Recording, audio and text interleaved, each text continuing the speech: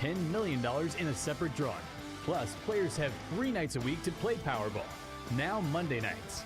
Every ticket you play creates opportunities for Missouri students. So play it forward with the Missouri Lottery.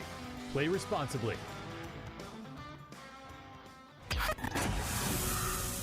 Chiefs fans, this is the Sports Radio 810 WHB Postgame Show, presented by the Missouri Lottery. Remember to play it forward with the Missouri Lottery and CBD American Shaman. Life is better with the feather. It was a weird game. It was not a pretty game.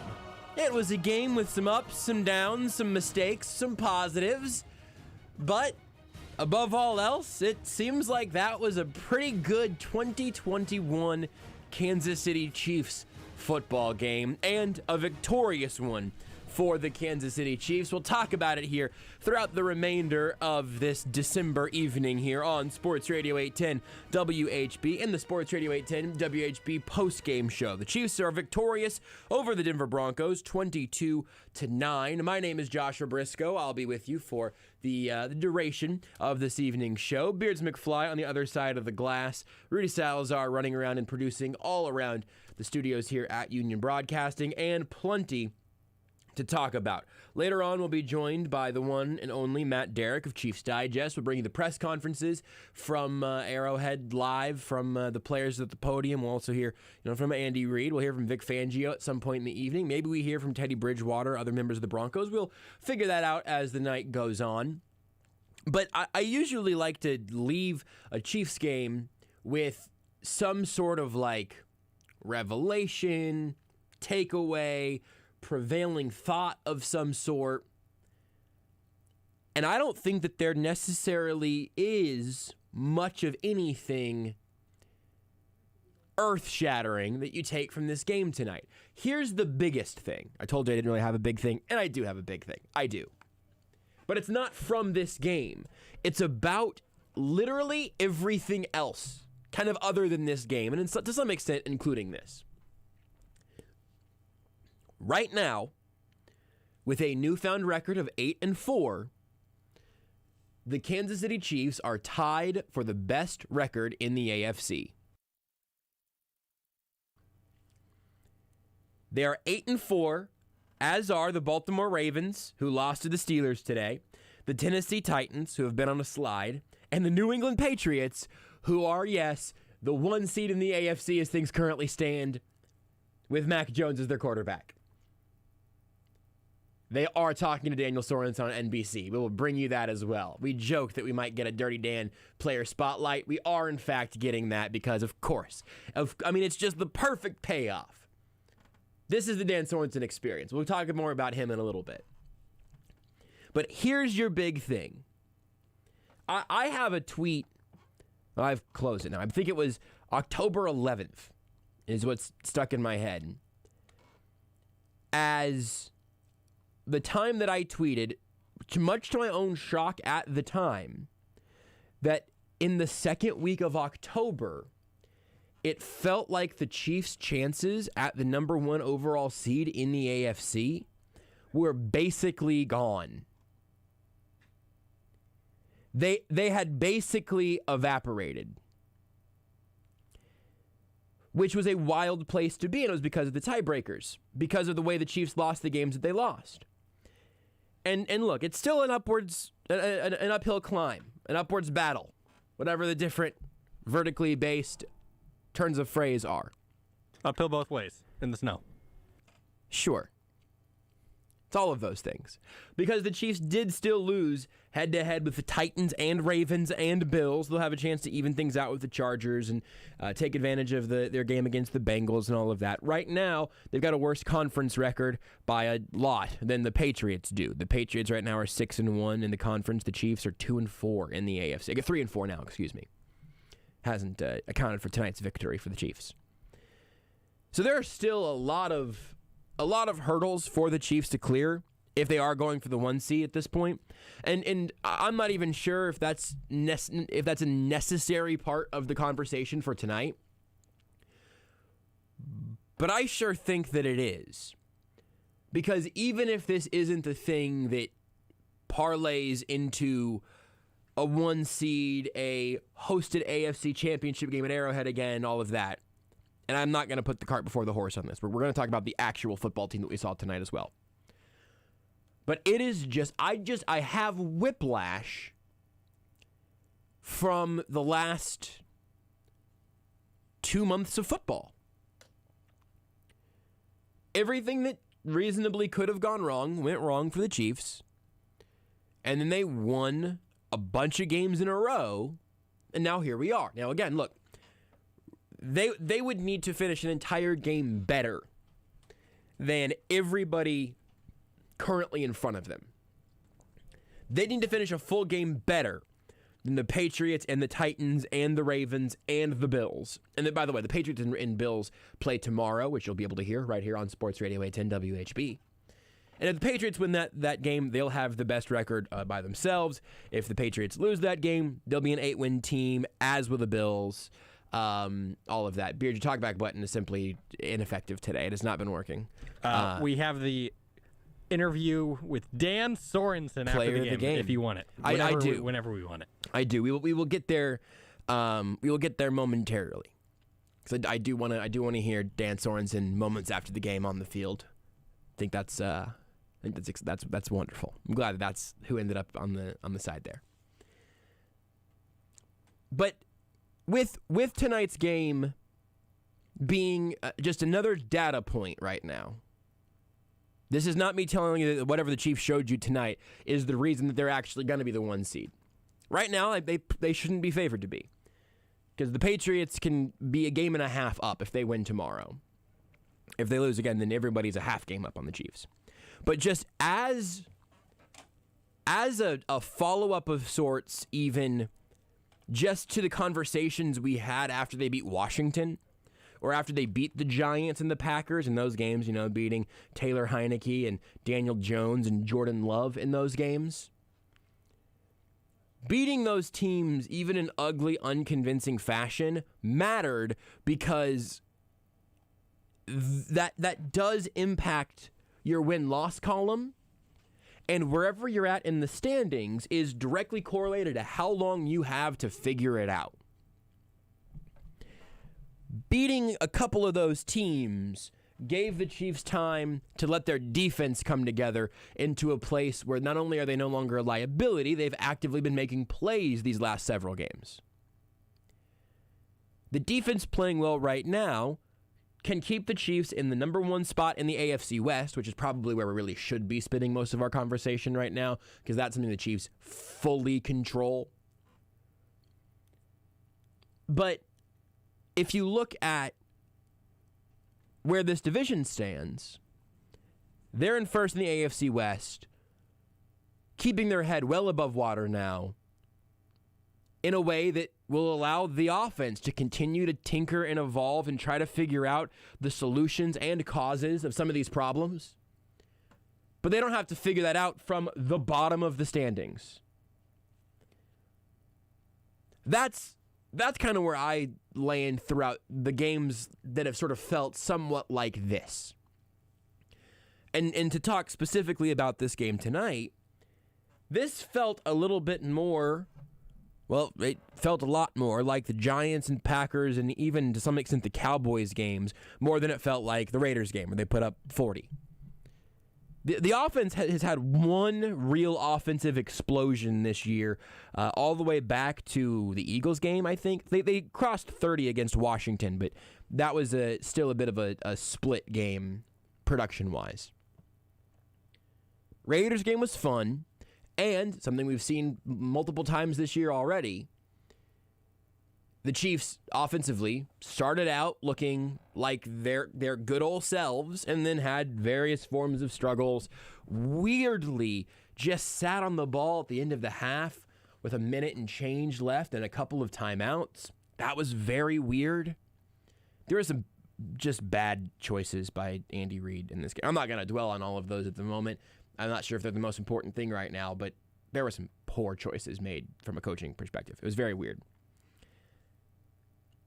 And they just never really seemed like there was a ton of trust in the offense being the best version of this offense. which again, something that we've gotten kind of familiar with. A little bit of skepticism about the offense. A little bit of doubt. Or a little bit of at least wondering what the quote-unquote real Chiefs offense actually looks like. And by winning, you buy yourself more time to figure all of that out. Again, that's the most important thing right now, I think. They are winning the AFC West. They are tied for the best record in the AFC as an entire conference, although, of course, down on the tiebreakers. But if you continue to just rack up victories and stay in your playoff spot and stay at the top of your division and near the top of your conference, you don't have to make panic changes or panic tinker or try to do repairs on the plane while it's still in the air. And I think that's all a good thing. Now, if you wanted to play the other side of this a little bit, why did the Chiefs offense struggle outside of that first drive after having a full bye week? Were they surprised by anything the Broncos did defensively? And they didn't really seem like they were doing nearly as much of the too high sort of safety looks that we've seen so much of this season for this offense. So what did the Broncos do that worked? Drops and the tipped up pick and Mahomes missing some guys. Like, just lots of little things you could point at there and say, well, but wait, why are those still problems? And those are questions that I mentioned at the top of the show that I do not have your answers for just yet. It's going to be interesting and something that I am interested to hear from the press conferences today as well. But first, let's hear Daniel Sorensen. He was the first Chiefs player to get near a microphone after this victory for the Chiefs. Here's Daniel Sorensen, courtesy of Sunday Night Football on NBC. Daniel, congratulations on the win. The Kansas City defense, the big story in this game tonight. Your pick six, the fourth of your career. What did you see on that play? It's a combination of a lot of players doing their job and making it possible for me to be in the right place. Our linebacker came up and was able to put pressure on the quarterback and get a tip on the ball. And, I just happened to be in the right place and, just ran it from there. Yeah. How much has the improvement in this Kansas City secondary come as a whole for the defense and helped you guys? This isn't the first time that we've kind of felt like we've been the underdogs and needed to step up. It's been that way since we've been here, and I think we play our best football when we're backs against the wall and really need to step up as a defense. And you've seen us progress week in and week out as we continue to play better late in the season. And like some of our coaches say, they remember what you do in December. And so we're playing good defensive ball in December when it matters the most, and hopefully we can carry this through. 5 straight wins for you guys now. How would you characterize what's happening with this group right now? I think you're seeing a team starting to come together, playing as one, a lot of unity. There's turnover on special teams that help. The offense is able to put up points, defense is able to get turnovers. We're really coming together as a team and playing our best ball right now, which is when it's the most important. All right, Daniel, thanks so much. Thank you. It was Dan Sorensen right after the game on NBC. I do think that it's a lot of this team firing on all cylinders, working together, whatever sort of different cliche you want to attach to it. Largely, I think that's true. I do also think that there are some questions that have not yet been fully answered this year. The unlucky bounces, bad drops turning into turnovers side of things. The weird offensive miscues / constipation / asynchronization. All of those things I kind of thought we would have answers for by now. And seeing a lot of that follow the Chiefs through a bye week and into this home stretch of the season makes me a little nervous. I'm not panicky on the Chiefs' behalf, but I'm a little nervous about it.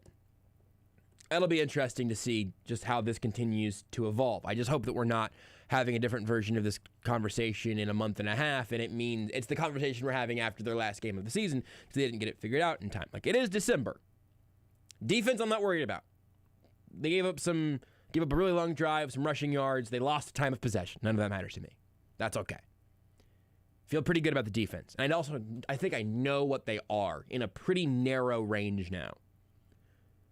I don't think we're going to see them take another big step forward, but they don't need to. I do have some questions about where this offense is at right now. Maybe we'll get a few answers from Andy Reid, Patrick Mahomes, and whoever else we hear from the podium a little bit later on here tonight.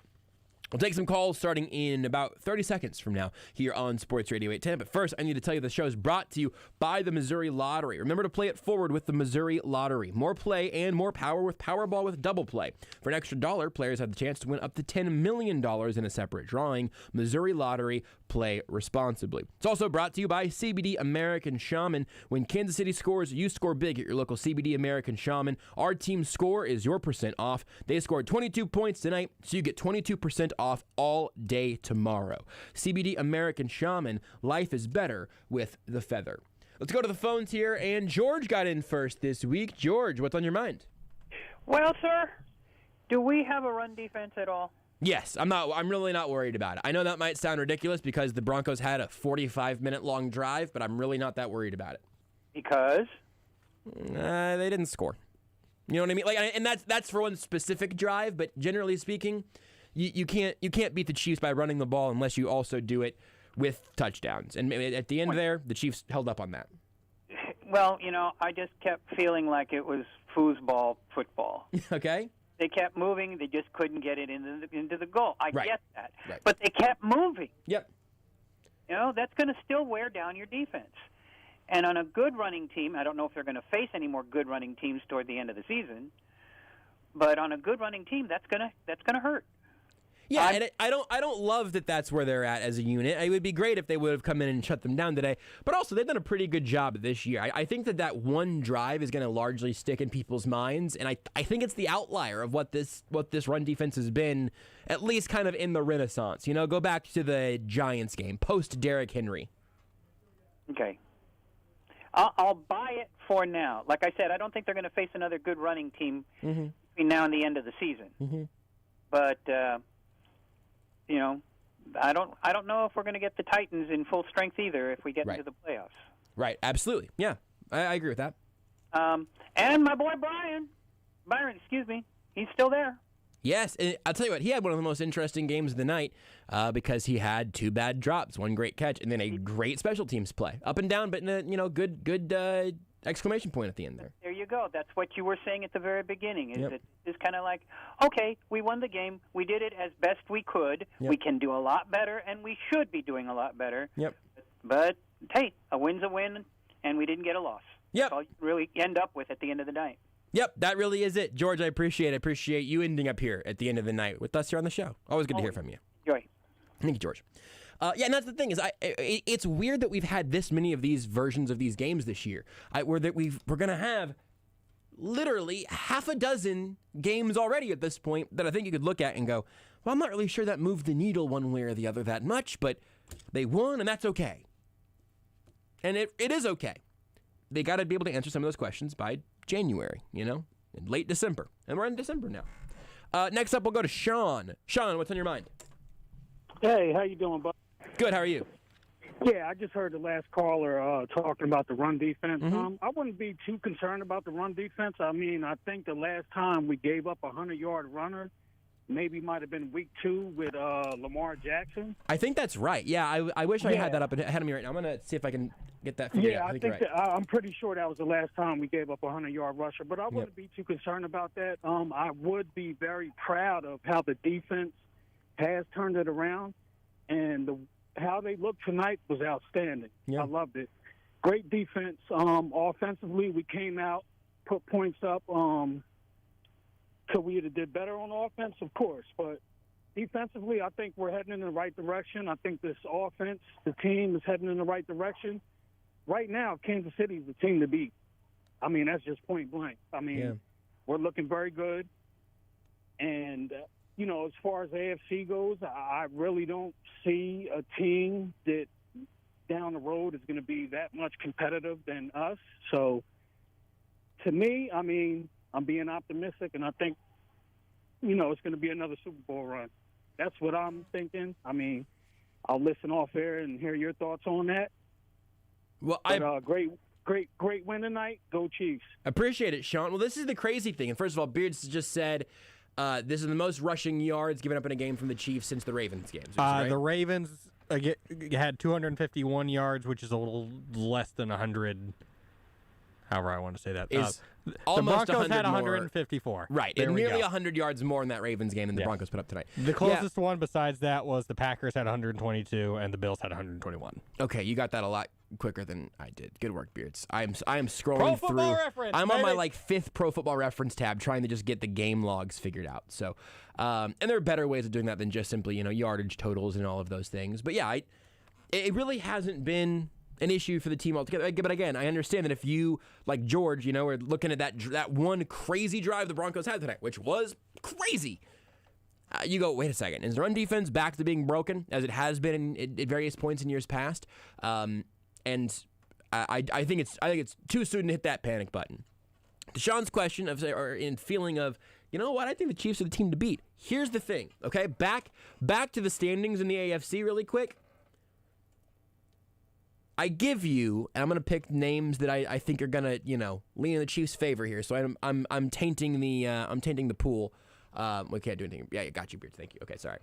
That was a conversation that Beards and I just had telepathically. You didn't need to hear about it, but some of our buttons are, touchy. Mac Jones, Ryan Tannehill, Lamar Jackson, Josh Allen. While we're at it, I'll give you Justin Herbert, Joe Burrow. Those are the teams. I could continue actually down the list and give you Teddy Bridgewater, Ben Roethlisberger, Carson Wentz. Those are the AFC teams over 500 right now. The teams most in the hunt, and of course Patrick Mahomes. If you're feeling right now that the Chiefs should be the favorite in the AFC, that is your argument. You have other elements, right? Because you could also say, well, the Chiefs' defenses look pretty good. Chiefs' defense might be better than it's better than the Bengals' defense right now. You could, pick your team on that. You might be right. You can do weapons, you can do coaches, all of that. But, and this, I could absolutely be made a fool on this one.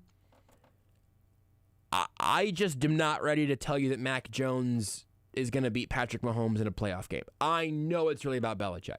I know it is much more than just quarterbacks. I really do. I understand that. But if I boil it down there, I would have a really hard time making that call. Same for any other quarterback that I just mentioned. The Chiefs are flawed, but they're in good company in that regard. I think there's nothing wrong with saying that the Chiefs should be your pick out of the AFC right now. I would say that it would be silly to say that the Chiefs are currently playing as well as they've played at any point in the Patrick Mahomes era. I don't think that's true. But right now, I think they're playing about as well as anybody else in the AFC, other than the Patriots, who are also on a long winning streak right now. 6 going on 7 tomorrow night if they beat the Bills. Chiefs just won their 5th in a row. And, again, if you wanted to say, man, I don't know, dude, I've watched some Bengals games this year, and they look violent and explosive, you'd be right. They've also put up some stinkers. So have the Chiefs. Again, good company. I would say that putting any of those teams head and shoulders above the rest right now would be the only real mistake that I think you could make. If the Patriots and Titans and Ravens and Chiefs and Bills and Chargers and Bengals all got into a round robin and they all played 10 games against each other, I think you would have all of them winning and losing to one another many times over.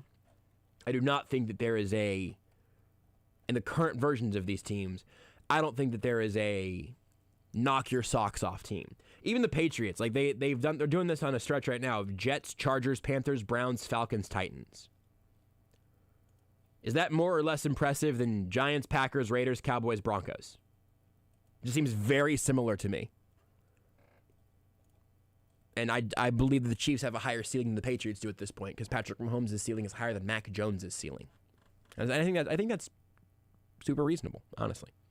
I think I'm being reasonable. Your opinion doesn't even matter. I think I'm being reasonable. When have I ever been wrong about how reasonable I am? Oh, all the time? Yeah, makes sense. Let's go next up to Jay. Jay, you're on the Sports Radio 810 postgame show. What's on your mind, Jay? Hey, thanks for taking the call. I like listening to your postgame analysis. Thank you. Appreciate that. I just want to chime in on the conversation you've been having as it relates to the AFC championship or champion, if you will, first seed overall. New England has Buffalo twice and Indy on the road. That's pretty nasty. Yeah. And Buffalo obviously has New England and Tampa Bay. So that's nasty. So those two guys are going to knock each other around. Yeah. That leaves Baltimore, who has Green Bay, Cincinnati, the Rams, and Cleveland. And after what we've seen from Baltimore, there's no way those guys are going to go, 3-2 or whatever they have left against that schedule. That schedule's nasty. Yeah. So then here's the problem. The lowly Tennessee Titans. Yep. Yeah. And Tennessee has the Niners, who one day look like the best team in the NFL, and the next day have nothing. And they have Pittsburgh, who's kind of a wild card, right? I mean, Big Ben's retiring. It's his farewell tour. But the problem is Tennessee also has a tiebreaker. I think that is where the Chiefs will get, that could be a problem, right? But Tennessee, we don't know what they are. So, and I think we'll learn a lot tomorrow with the Buffalo New England game. I mean, heck, if Buffalo beats New England twice, like I suspect they may, then we can, just go ahead and give Buffalo the 1 seed, right? But so there's that. So you never know. I mean, we're in it, but we don't control our own destiny as much as we'd like. Right. But I wanted to just give you one last tidbit. At some point, this offense has got to figure something out because these drops are awful. And Kelsey and Hill were held up in check, and it just hasn't been there all season. They had one good game in the last 5 or 6 weeks against Oakland or Las Vegas, and we've heard about how their mojo is back. Well, it's gone again. And that will come and bite this team in the rear end come the playoffs because you're going to need more than 20-some points against a New England or a Baltimore or whatever. This defense is good, and I don't want to take away from what they've done, but, guys, they're not beating the Buffaloes and the Tennessees at full strength and the Green Bay Packers at full strength. They're beating up the Broncos, and I'm sorry to say that, but it's just a fact of the matter. And also this offense is going up against kind of poor defenses, and they haven't figured it out. Yeah. But we'll see what happens. I love your guys' show. Thanks for taking the call. Appreciate that, Jay, and good call across the board there. I'll give you also just the Chiefs the rest of the way. Raiders, Chargers, Steelers, Bengals, Broncos. They could run the table there. Are they going to be favored at Cincinnati? Depends on how those two teams play out the remainder of their season until that point. But playing the schedule game there, the Chiefs are not in a bad spot. Also, Marlon Humphrey suspected to be out for the season, according to Ian Rappaport earlier today. So the Ravens get an even bigger other blow there as they've been brutalized by injuries this season. To the point about what the Chiefs' offense is right now, I think maybe we have overemphasized the cover 2 stuff, or not just cover 2, but the 2 safety shells looks and all that. Basically playing with 2 safeties pretty deep. And a lot of times it being accompanied by a lot of other doubling or halo coverages of Hill or Kelsey and all that. I wonder if we've overemphasized elements of that and underemphasized some of the physicality that those guys have been going through. We've talked about it on here a number of times, but specifically with how Kelsey just gets battered over the course of a game. I think there's been a little bit of something there. And whenever you find, and I should have mentioned this in the first leg of the show already as well, whenever the final score or the final box score ends with your 2 leading receivers being Darrell Williams with 60, Clyde Edwards-Helaire with 28, and then Kelsey with 27 yards, Hill with 22, Demarcus Robinson with 21, Byron Pringle 1 for 14, Mecole Hardman 1 for 12. That's not what is supposed to be happening right now. Josh Gordon was on the field, didn't get a target. Marcus Kemp got a target. This is definitely not where this offense is supposed to be right now.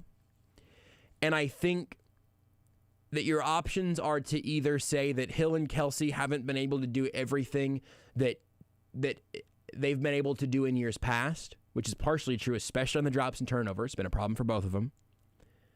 Or you can say that there is just not another pass catcher that has forced defenses to pay them one thought throughout the game planning of the week, which I think is also partially true. Get a bad drop from Byron Pringle, have a nice catch from Byron Pringle. Get a bad drop from Byron Pringle, he makes it up on the special teams. That's fine. Josh Gordon comes in, he hasn't made an impact at all. Demarcus Robinson, you think, oh, you know what? Maybe we're due for a little D-Rob game. Don't hear from him again. And I just kind of think that's what this unit is. And part of that can also be on Mahomes. Again, I don't think he was anywhere near perfect tonight by any means. I think it's interesting to say if you do have defenses keying in on Tyreek Hill and Travis Kelce, can you not make Demarcus Robinson into a guy that can go 8 for 90? And you know what? I don't know where to focus in on the most there. Because I think it's complicated, and I think it's multifaceted. I think it's a little bit of all of those things, really. Let's take another call or two here if we can, and we'll start with Bo. Bo, what's on your mind? Hey, what's going on? Hey, how are you? A couple of things, not too bad. I mean, I'm just looking at Mahomes in the pocket and stuff, his running around and everything else. And even Collinsworth was saying about his angles on his passing and stuff. Mm-hmm. He's missing people, just hitting them, it just seems like it's off. Yeah. Or when he's rushing, he'll throw, like the backside of the player and things like that. I mean, just something just doesn't look right with his mechanics and stuff. Yeah. And the other thing I want to say, too, is how many interceptions now has Hill had with his hands being pushed out, that ball being tipped in the air? Is it maybe 5 or 6 now this year? Just this, it's definitely been 3. I think there might be a 4th. I think the team as a whole on picks like that is at 7 or 8, I think, as an entire unit. I think they're in terms of like those passes that were supposed to be caught but ultimately were actually intercepted. I think it was 7 last week, and this week would make it 8, or 2 weeks ago. And I think this would make it 8, I believe. I mean, he just doesn't look right either. Yeah. I mean, what do you have? 1 catch tonight? 2. Yeah, but I don't blame you for forgetting that there were 2. Yeah. Yeah, I mean, and what's up with Josh Gordon? I know that I was reading an article. They say it's going to take somebody maybe almost a full season just to get Andy Reid's playbook and stuff and everything. Does that have a lot to? Yeah, I'm sorry to cut you off, Bo, and I will circle back to those things because I will get you answers on those. But after we hear from Tyrann Mathieu, who's at the podium now live from Arrowhead, I'll circle back on everything to go on with the Chiefs' offense there right after that.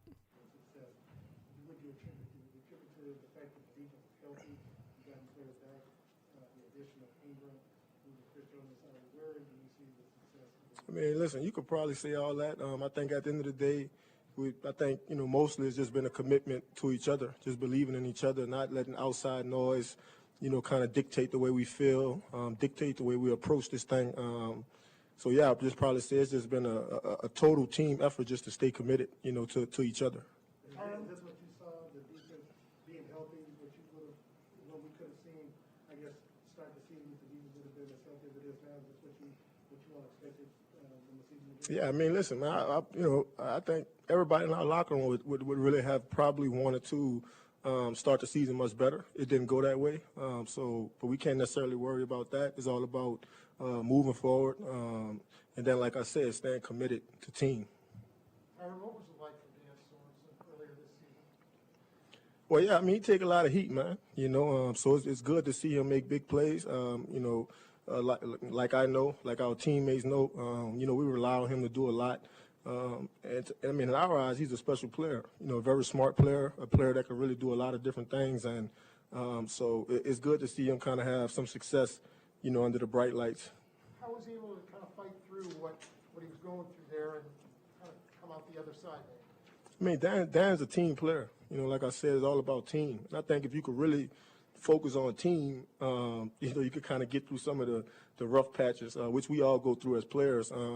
But like I say, he's the ultimate professional. Nothing has changed about him. He still does the same thing, each and every day as far as routine. So like I say, he's somebody to really count on.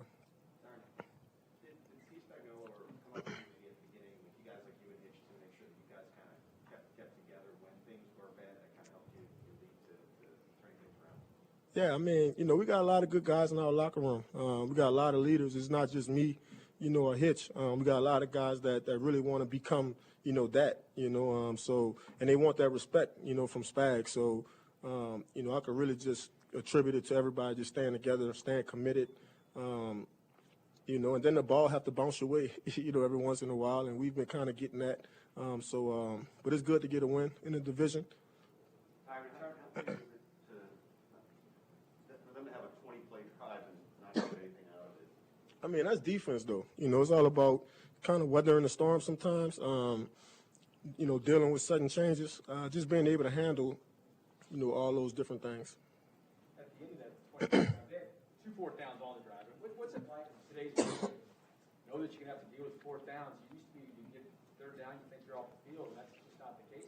I mean, teams still respect our offense, so they don't necessarily want to give those guys another chance to, to score a touchdown. So we know every time we get in these games, no matter really what the opponent is, we know it could be 4-down territory.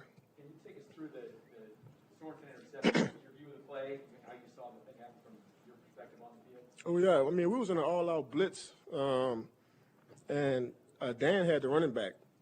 I guess the running back blocked, and Dan does what, any smart player would do.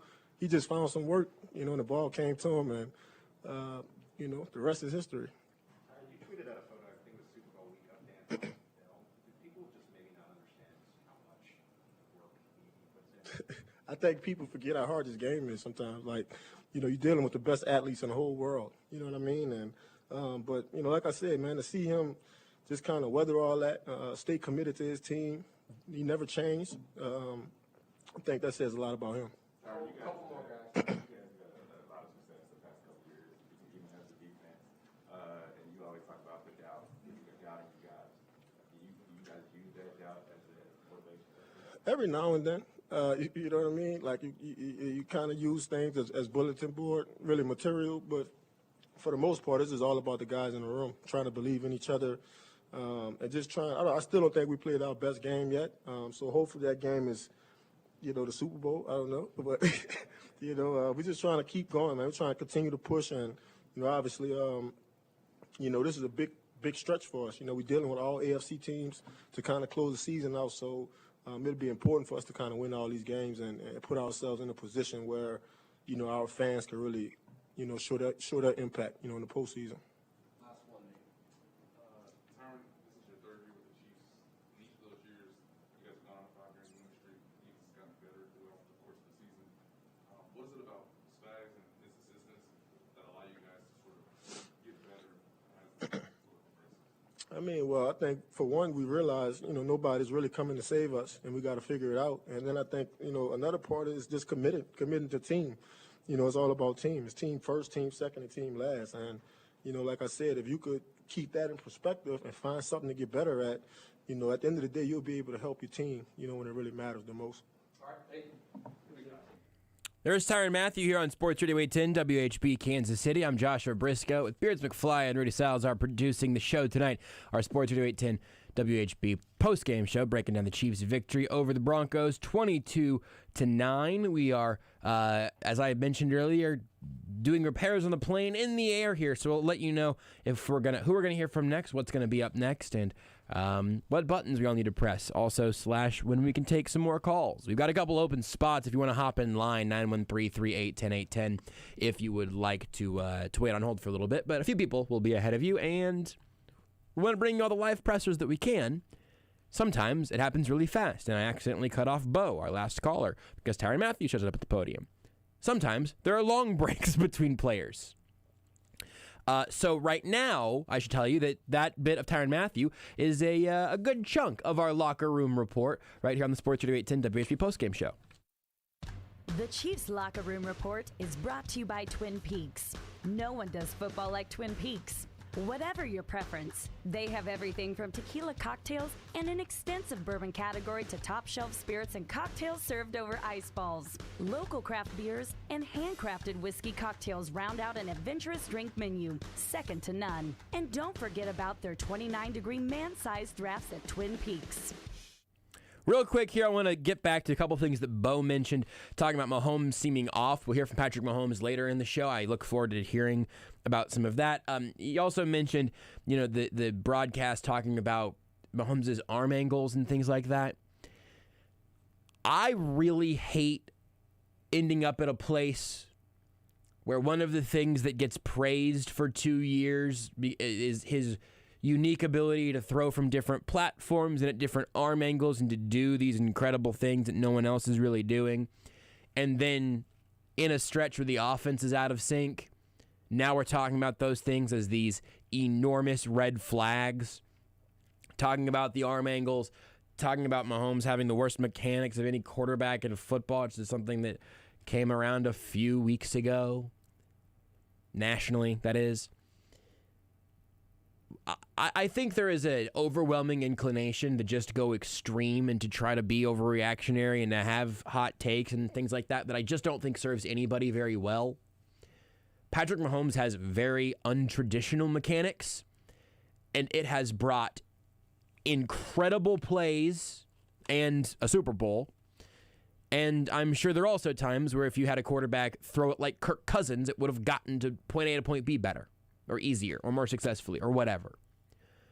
But I also think that if Tyreek Hill didn't volleyball set a pass to a defender once every 3 weeks, that this wouldn't be a conversation we're having quite like this. Now, look, again, there are underthrows, there have been misses, there have been times where the pressure's gotten to him, all of that. Right now I'm watching a replay of one of those, passes where he rolls out right and he threads through the pocket. He's had problems drifting back in the pocket. I didn't see those very often tonight. The one pass to Clyde that lost like 8 yards early in the game was one of those drifts that also was a dump off that shouldn't have been there. But the idea that like Mahomes with this the weird mechanics and different arm angles and in or out of structure and where is he in the pocket, it's a part of the entire experience of who he is as a quarterback. And I do think that drilling in on that as a negative whenever it's not going great or as a positive whenever things are going well is a little bit dishonest in a way that is frustrating to me in kind of the national narrative sense. Also, Bo asked about Josh Gordon. I do think there's something to, hey, a receiver's not going to really fully know the entire Chiefs offense, even in year one probably, but Gordon's a veteran, and he's been getting snaps. My concern is that he has not been getting open over the course of those snaps. We'll take some calls. We'll hear from Daniel Sorensen, I believe, from the podium. Eventually, we'll get to Andy Reid and Patrick Mahomes, plus more of your calls. On the other side of the break here at the Sports Radio 810 WHB Postgame Show, it's brought to you by the Missouri Lottery. Remember to play it forward with the Missouri Lottery. More play, more power. Powerball now on Monday, Wednesday, and Saturday. You're listening to exclusive post-game coverage on Kansas City's home for the NFL. Sports Radio 810 WHB. Presented by the Missouri Lottery and CBD American Shaman. Listen up, sporting fans. Central Bank of the Midwest invites you to score a better banking experience with our new sporting checking account. Now you can show off your team spirit at the match or on the go with the official sporting debit card. Plus, you'll gain access to Central Bank's award-winning mobile app with more than 30,000 reviews and a 4.9-star rating. So, score big today by opening your sporting checking account at any of our convenient Central Bank locations or by visiting sportingchecking.com. Member FDIC. Hey guys, it's Grunny here for my friends at CBD American Shaman. Man, I love football and I love big scores. When Kansas City scores, you score big at your local CBD American Shaman stores the day after the game. If Kansas City puts up 30, it's 30% off all the next day at your local CBD American Shaman store. If they put up 50, you got it, 50% off all the very next day. Now that's a big win. CBD American Shaman. Life is so much better with the feather. The holidays are a time in which we say thanks, and Audi of Shawnee Mission wants to say thank you to all their loyal customers. If you've always wanted an Audi, call now during Audi's Season of Audi sales event, and come see why Audi Shawnee Mission is rated one of the top dealers in the Central region by Audi of America. Stop in at Audi of Shawnee Mission and experience their brand new state-of-the-art facility. It's easy to get to directly off I-35 in Merriam, off I-35 and 67th Street, or find them online at AudiShawneeMission.com. Come check out what it means to drive the rings. Hi, I'm Bob Hamilton. Good news is we can still keep your house warm and comfortable this winter. Better call Bob and get a $99 furnace safety inspection and cleaning. Time for a new furnace? Get a brand new one for just $68 a month. That's Bob Hamilton, plumbing, heating, AC, router, and electrical. Better call Bob. Right, Bert? Bob Hamilton Plumbing and Electrical. Heating and AC. Call 888-4PLB. Remember 913. More play and more power with Powerball with Double Play. For an extra $1, players have the chance to win up to $10 million in a separate drawing. Plus, players have 3 nights a week to play Powerball. Now Monday nights. Every ticket you play creates opportunities for Missouri students. So play it forward with the Missouri Lottery. Play responsibly. Sharewaves and the Third and Long Foundation present An Evening with Legends. In these unprecedented times, Kansas City area kids desperately need our help to reconnect with normal life. On December 7th, join former NFL All-Pros Tim Grunhard, Neil Smith, and Paul Kaufman at the historic Uptown Theater. Sharewaves and Third and Long are coming together to support the underserved youth in our city. Individual tickets and sponsorships are available now at legendskc.info. An Evening with Legends, December 7th at the Uptown, powered by Sports Radio 810 WHB. If you're looking for a new vehicle the whole family can agree on, come to Robert Brogdon's Olathe Kia. The award-winning 2022 Kia Telluride puts the fun in functional. It's full of advanced technology and safety features with a spacious 3-row interior design for passenger comfort. And all new Kias are backed by a 10-year, 100,000-mile warranty. Command the season and save during the holiday sales event. Robert Brogdon's Olathe Kia, just a short drive from I-35. Visit OlatheKia.com. Warranty is a limited powertrain warranty. See Kia.com or retailer for details. The Inn at Meadowbrook, a one-of-a-kind boutique hotel near Kansas City. Nestled in the middle of parkland lakes and trails in the heart of Meadowbrook Park, and only 15 minutes from Kansas City's biggest attractions. The Inn at Meadowbrook is thoughtful and intimate in design, purposefully tucked away from the hustle and crowds. Whether you're in town for the game, relaxation, family holiday, or activities, the Inn at Meadowbrook is a one-of-a-kind hotel you will love to experience. For reservations, go to innatmeadowbrook.com or call 913-329-9000.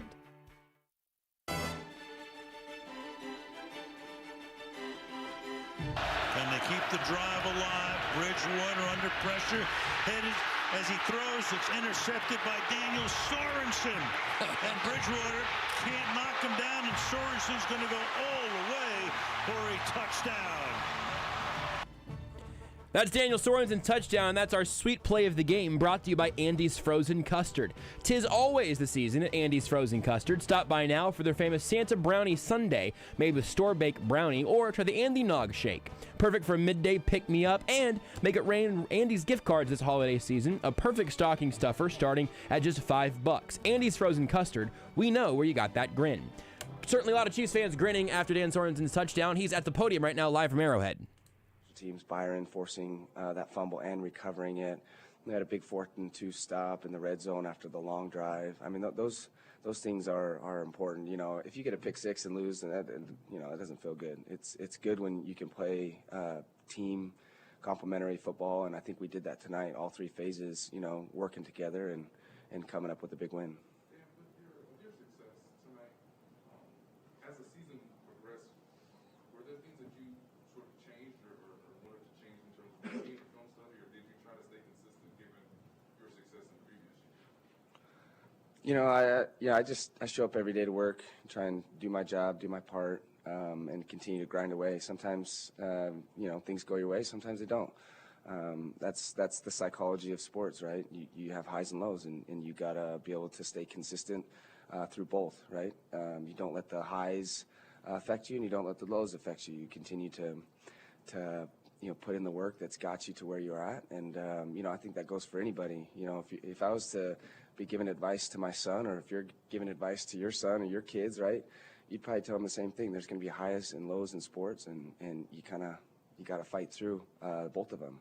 And I think that's where we're at as a team. You know, we've had highs and lows as a team throughout the season, and you got to stay consistent through both. You know, I think we're trending in the right direction, but again, you can't let that affect how you approach this next week, right? And so I think that's, you know, coaches do a great job of keeping us level-headed and focused on what we need to do to continue to progress, to continue to see the success that we've been having. And anyways, yeah. I coaching staff and the team, you guys have gotten better each year as the season progresses. Just in your opinion, why has that happened each time, and what is it about the relationship between the players and the coaches that allow this improvement to happen? Yeah, the coaches do an unbelievable job of understanding the personnel that we have on defense and then making adjustments. And we have a lot of guys that are able to play multiple roles. We have a lot of depth, as you can see. The D-line subbing in and out, linebackers subbing in and out. A lot of different guys contributing on defense. And that allows people to play fresh, play fast, and when they get in there. And take some plays off some of the other guys. I think, there's a lot of guys that are playing really, really well. And the coaching staff have the ability of putting guys in the right place so that they can succeed. And I think it's just about fine-tuning, right, and kind of finding the right chemistry that works. And the coaches, they're the best at doing that. And again, we've been here before, in years past where we've had to kind of fight back. And I think we play well when we're backs against the wall, and when other people doubt us. So. Dan, you mentioned not getting too high, getting too low. Obviously, there was a moment this season where you lost your starting job, but was it as easy as you're making it sound not to get low on that, or what are some difficult moments for you? Yeah, sure. There are difficult moments, but again. I think it's more mental than anything, right? You have the physical abilities, but it's the mind that if you can control that and then allow your body to kind of go through the routines and go through the movements and practice day in and day out, continue to keep your body healthy, continue to practice hard, and have the confidence that the work that you put in is going to eventually pay off. Dan, there was a lot of criticism from fans and media of your play earlier in the year. How much of that noise did you hear, and how did you react to that? How do you fight through that? Yeah, I'll be frank. I'll tell you this: absolutely zero. I didn't read a single article. I won't read an article from tonight either. I don't care what people say, good or bad. I don't get on social media. I don't read articles. I don't care, frankly. The only people that I care about are the people that are in that locker room, coaches and players. We're a family. We stick together, and we have each other's backs. So good or bad, I could care less. I'm more focused on the next task. You had obviously the take six on the return. What I liked what I saw was the two-point conversion that you stopped. Can you take us through that? It's something that we routinely practice. It's kind of a common play down there, kind of a rub, pick route, and it was communication between me and the corner, making sure we knew who had who, and making sure that we played it well. DeAndre Baker was able to be tight, firm pressed on his wide receiver that allowed me to get over the top, and so that was big in helping me be able to be in that spot. Yeah. A couple yards before you crossed the pylon, was it like a James Harden, like Euro step thing? Don't really know. It just came out, It just happened. We good? All right. Thanks, guys. Thank you. There's Daniel Sorensen at the podium live from Arrowhead. He doesn't care what you say, so you can say whatever you want, I guess.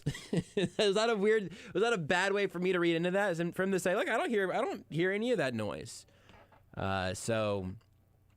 We're done until Andy Reid and Patrick Mahomes from Arrowhead there, Beards.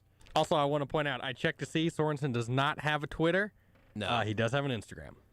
Yeah, and do you think that whenever someone asks... I feel like Instagram's less negative with sports talk than Twitter is. Don't tell Tyrann Mathieu and Anthony Hitchens that. Remember all that stuff from a few weeks ago? That was on Instagram. Hey, Josh. No, I don't. Okay, that's for the best, actually. I don't either. I don't even know what I just said.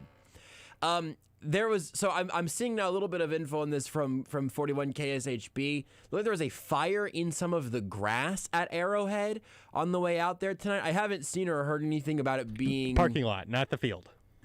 Yeah. Fair enough. Yeah, I mean, outside of Arrowhead, the surrounding area. I'm sorry, I am out there on a regular basis, so thinking about the fact that there's like those, the big tall grass, like I think native grass sort of things all around the parking lot. I have virtually no details other than that there was a big fire somewhere in that general vicinity. Nothing to this point about any big problems coming from it. If anything pops up, I'll certainly let you know, and hopefully everybody around that area has been safe and there's been no harm to anyone or, loss of property or anything as well. Hopefully things are all going well there. But if you're, trying to get out of Arrowhead and you're wondering maybe you your traffic isn't moving or something, they may be attempting to figure that out. I'm not sure, but we'll keep an eye out for it. Let's take a couple more calls here, Beards, and then we can sneak in another little break, come back for Reid and Mahomes. We'll talk to Matt Derrick later on in the show as well. But Butch has been waiting on hold, and appreciate you waiting as always, Butch. Give it to me. Gentlemen, how about those Chiefs? Okay, relatively subdued, but still positive. That's you know what I did see? You're right. You know how I feel. Why I feel that way? I saw Patrick Mahomes go into the tunnel to go back into the locker room. He goes up to Clark Hunt. He shakes his hand. He says, "I'll take it," and just walks in there. That's right. That's my reaction too. Look, I'll give you a couple quick ones, and then I'll get out of here. Look, I remember going back and watching his games from Denver and said to myself, man, that Tim Patrick guy, he's pretty good. He was on lockdown. He's on faces on back of the milk carton. Defense obviously did its job, man. They stood up to the plate time and time again. The Denver Broncos coaching staff is the worst situational coaching staff I have seen in years. I don't think they've won a challenge since Vic Fangio has been coached. I don't think they quite understand what they're doing, and it's going to be their demise here pretty soon if I had my call there in Denver. All right, and I'm going to sign my Dan Sorensen apology waiver as well. JB, I'll send it to you later, so you can go ahead and sign it. We'll all send it to him at the same time. Well, and then I'll get to this last part on the offense. Sure. Because everybody's talking about it. Look, they go touchdown, field goal. They force a punt, which Denver's a good defense. They're going to force a punt on you, right? The offense for Denver holds on to the ball for like 10 minutes. Yep. And when you get it back before the first half, you don't even try to go for points. Understandable. So you punt. You come back, your first drive on offense after half, you drive the ball, and you throw a terrible interception off the hands of Tyreek Hill. You're about to go up 17-3, y'all. You're about to. And what? If this game ends 29-9, looks a little better, right? Absolutely. 100%. I'm feeling upset because, the muff punt, the offense had a chance to get into the end zone. They didn't right there. Yep. So I wish we could understand how close we really are to not having to sit through the anxiety of close games. We're close to it, but we're still a very good football team. We are still healthy, unlike the Baltimore Ravens. And God bless my guy Marlowe. Just enjoy this, guys. Savor the flavor on this. I think we have a chance to win the rest of these games. Appreciate it, Butch. I like to take notes of things when you guys who call in are talking, because otherwise I forget things. And while Butch was talking there, I just wrote down the phrase almost not close, like in a good way. I think that's a super interesting concept. Real quick, got an update from the reporter, Matt Derrick, ChiefsDigest.com. Will join us later. Said, asked about the vegetation fire in the parking lot area at Arrowhead Stadium. A team source says the fire is out, was not near the stadium. So, fire's out, not near the stadium, things seem okay. So that's exciting. To the idea that the Chiefs are almost not close, and that these games are almost not close games. That is a thing I want to come back and circle back on and bang the table about every once in a while, because it's true. These passes that have, again, the stat last week, I'm now going off the top of my head, so forgive me if I get it. Don't quote me to your friends on this one, but keep it in mind as you watch these games. And if you want the real stat, go find it, or I'll pull it up for next segment, whenever. It was something like 7 passes of Patrick Mahomes had a 75% chance of being completed when the ball left his hand or arrived or whatever. And ultimately, were not just not completed, but were intercepted. Again, something like that. Tonight would make that 8, I think, if I got my numbers in a line. That's crazy. And if those, and not even to a 0, if those to a factor of, that happens 2 or 3 times instead of 7 or 8 times, you're talking about touchdowns that this team ultimately did not score that they probably should have scored. You're talking about production that doesn't ultimately show up, that they did the hard part for, but ultimately couldn't finish the drive. That is not a common thing throughout the larger scale of this team. It's not a common thing that happens very often throughout the NFL. But if you're yelling at your radio right now and about to pick up your phone and call in, which you're still welcome to do, but you don't have to for this, because I understand I want to make this point clear. This isn't week 4, 5, 6 anymore. And even at week 4, 5, and 6, you're talking about patterns. Weird turnovers, bad bounces, bad luck, all of those things. It's December. And so is Tyreek Hill a guy that pops passes to defenders now? I don't think so. But he has been that guy this year. Is Travis Kelce a guy whose hands you can't fully trust? I don't think so, but at times he's been that guy this year. Is Patrick Mahomes having a hard time stringing together positive drives? Or let me say it this way. Is Patrick Mahomes now a quarterback who can't string together multiple good drives in a row? No, he's not. But he's had stretches this year where he has been that, or has had those issues. And so I think there's an important differentiation to try to make, just to try to be intellectually honest and about what you're seeing. If you can just make yourself go, okay, what is indicative of who these people are? What is a blip on the radar? And at what point do those two things exchange? How many blips on a radar before you have a full battleship or whatever? I don't think that analogy went anywhere, but it's what I'm thinking about. How many tipped passes, turned interceptions can you be a part of without being a guy that does that frequently? And how does that become a part of your football character? I don't know. But I think in the larger understanding that we have of Tyreek Hill, Travis Kelce, Patrick Mahomes, I don't think that's who they are, but it's who they've played like for the majority now of an NFL season. There's a conflict there. I'm not telling you that they are absolutely a 1 or a 0 on that.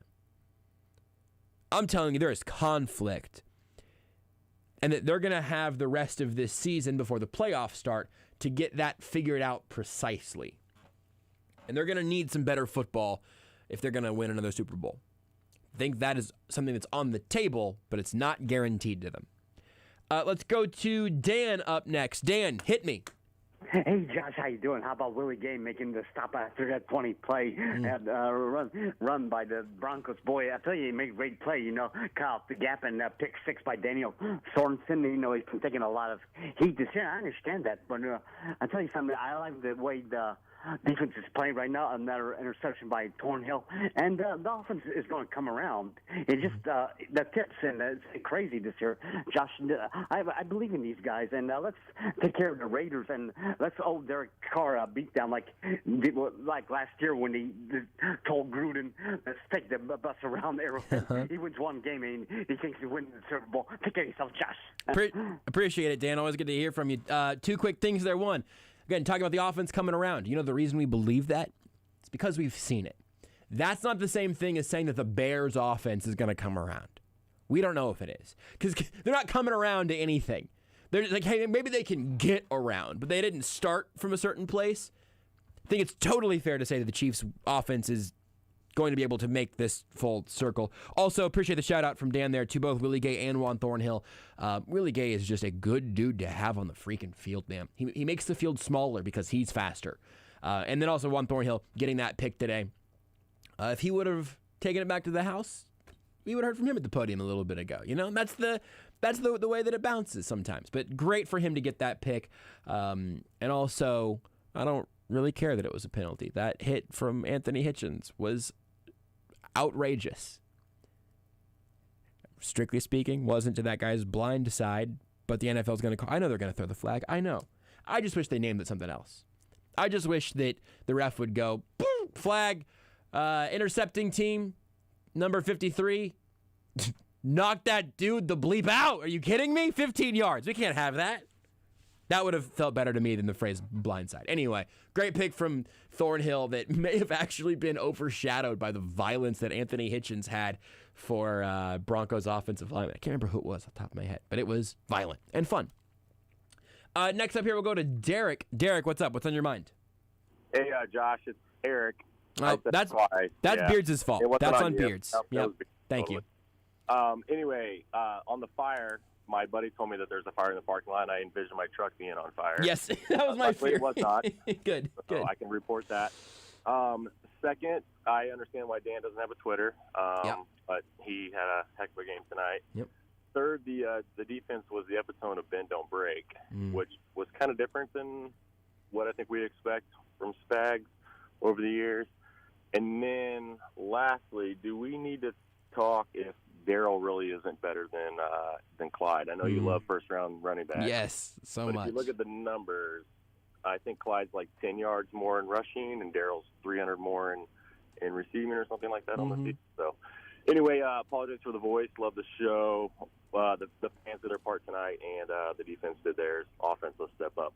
Yep, 100%. Appreciate it, Eric, not Derek. The fact that Eric knew immediately to blame you, Beards, makes me a big Eric fan. That's fine. I'm Team That's Eric fine. because he was immediate like, look, this isn't your fault. It's Beards. This one's on Beards. And in Beards, in fairness to Beards, he's been here since like 9 a.m. So nobody's perfect. The bend don't break side of the defense, I think that usually that ends in some sort of breaking, which is whenever that whole thing falls apart. But tonight it was absolutely that. And that's whenever you get a chance to make a 3rd and 4th down stop back to back, and all of a sudden this 9-hour-long drive turns into 0 points, you take that as a defense every time. On the Darrell versus Clyde thing, yeah, I mean, Eric knew where my brain was going to be, which is that the fact that you're even asking that question is pretty damning about just the value of taking guys at this position. Derek Gore had one of the best stretches of any running back in this offense this year. But with all of that off to the side, just strictly about evaluating these guys. So somebody tweeted out that the Chiefs, I'm so bad at remembering who actually tweeted these things. It might have been an Eric Eager tweet. If it wasn't, I'll give him credit for something I'm stealing from someone else. Are you sure it wasn't Derek Eager? That's a good joke. That's good, Beards. Self-deprecating humor. That's pretty funny. Yeah, it was Derek Eager from Pro Football Focus. I'm not sure if it was Eric or not, or Derek, but I think it may have been saying that Darrell Williams is just the Chiefs' James White, and they just need to live with that. I thought that was funny. The fact that Darrell Williams is coming into his own as a pass catcher more and more is surprising to me. That was not ever where I sort of pictured him finding his greatest fit in this offense. I think that's super surprising and really good for him and good for the offense. They clearly trust him on 3rd downs the most of the guys out of that running back room because I think they trust him in pass protection 100%, and they trust him to run the routes out of that. I think that, I mean, this is the annoying part, right? I think it's really close between those guys. And if all things are equal, having both Clyde and Darrell Williams is a good thing for a backfield. Having Derek Gore as your 3rd guy there is a positive. Jerick McKinnon was placed on IR whenever the Chiefs moved Kyle Long to the active roster, so he's out of the mix right now. But all of those guys have roles and can be good for your offense. And for me, like if I was an NFL GM, you wouldn't see me highly acquiring any running backs, but I'll tell you what you would see me churning through guys and trying to find dudes with different skill sets and different amounts of impactful talent. And I think that Darrell Williams and Clyde Edwards-Helaire can both do really good things in this offense and could be good pieces within the scheme that can do the jobs that Andy Reid and Eric Bieniemy and all of these guys are asking them to do. They can be relied on by Patrick Mahomes. They can extend plays or just take what's there.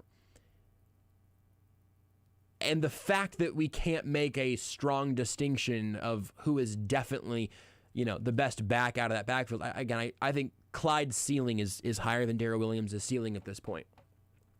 But the actual performances that they've put out there have been similar, about the same in terms of impact. Darrell had an incredible pass-catching game. Went over 100 yards, had that touchdown. Tonight, those two guys were your leading two receivers. Getting Clyde more involved in the passing game, by the way, is a good idea. Always has been. The fact that he hasn't been a bigger part in the passing game to this point has been very surprising to me. Now through almost 2 years in this offense. I hope we see more of that, and I also hope it doesn't decrease Darrell's role. I guess to maybe answer Eric's question more straightforwardly. Maybe it's like Derek King. I think that Darrell Williams is at a point. I call him Darrell because it was Damian and Darrell for so long. You couldn't just say Williams, and now I just call him Darrell. I think Darrell Williams is at a point where you cannot decrease his role from here. He has performed too well. He has earned those touches. He has earned that trust. Decreasing his role, I do not think is something you can do to Darrell Williams right now. Even as Clyde Edwards-Helaire returns and gets healthier and everything. Who's 1A, who's 1B, probably depends on what down it is. It'll be Clyde on first and second down most of the time. It'll be Darrell on third down most of the time. Not a perfect 1-to-1, but pretty close.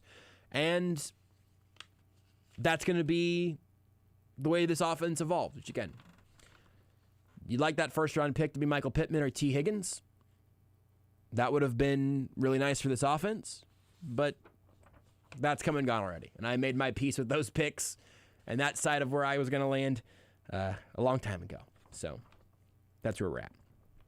We'll take a break here on the Sports Radio 810 WHB Postgame Show, brought to you by the Missouri Lottery. Remember to play it forward with the Missouri Lottery. More play, more power. Powerball now on Monday, Wednesday, and Saturday. And brought to you by CBD American Shaman. Free CBD samples every day. The rest of the way here, we'll hear from Matt Derrick of Chiefs Digest. We'll talk to him at some point. We can take a couple more calls on the other side of the break. Plus, Andy Reid and Patrick Mahomes. Soon. Andy Reid next. Andy Reid, we'll take these couple callers on the other side of the break if they make it through the break. Frazier and Mark, you guys hold on. We'll get to you on the other side. And then we'll hear from Andy Reid, what he had to say following the Chiefs' 22-9 victory tonight over the Denver Broncos. That's next here on Sports Radio 810 WHB. You're listening to exclusive post-game coverage on Kansas City's home for the NFL. Sports Radio 810 WHB. Remember to play it forward with the Missouri Lottery. More play, more power Powerball. Now on Monday, Wednesday, and Saturdays.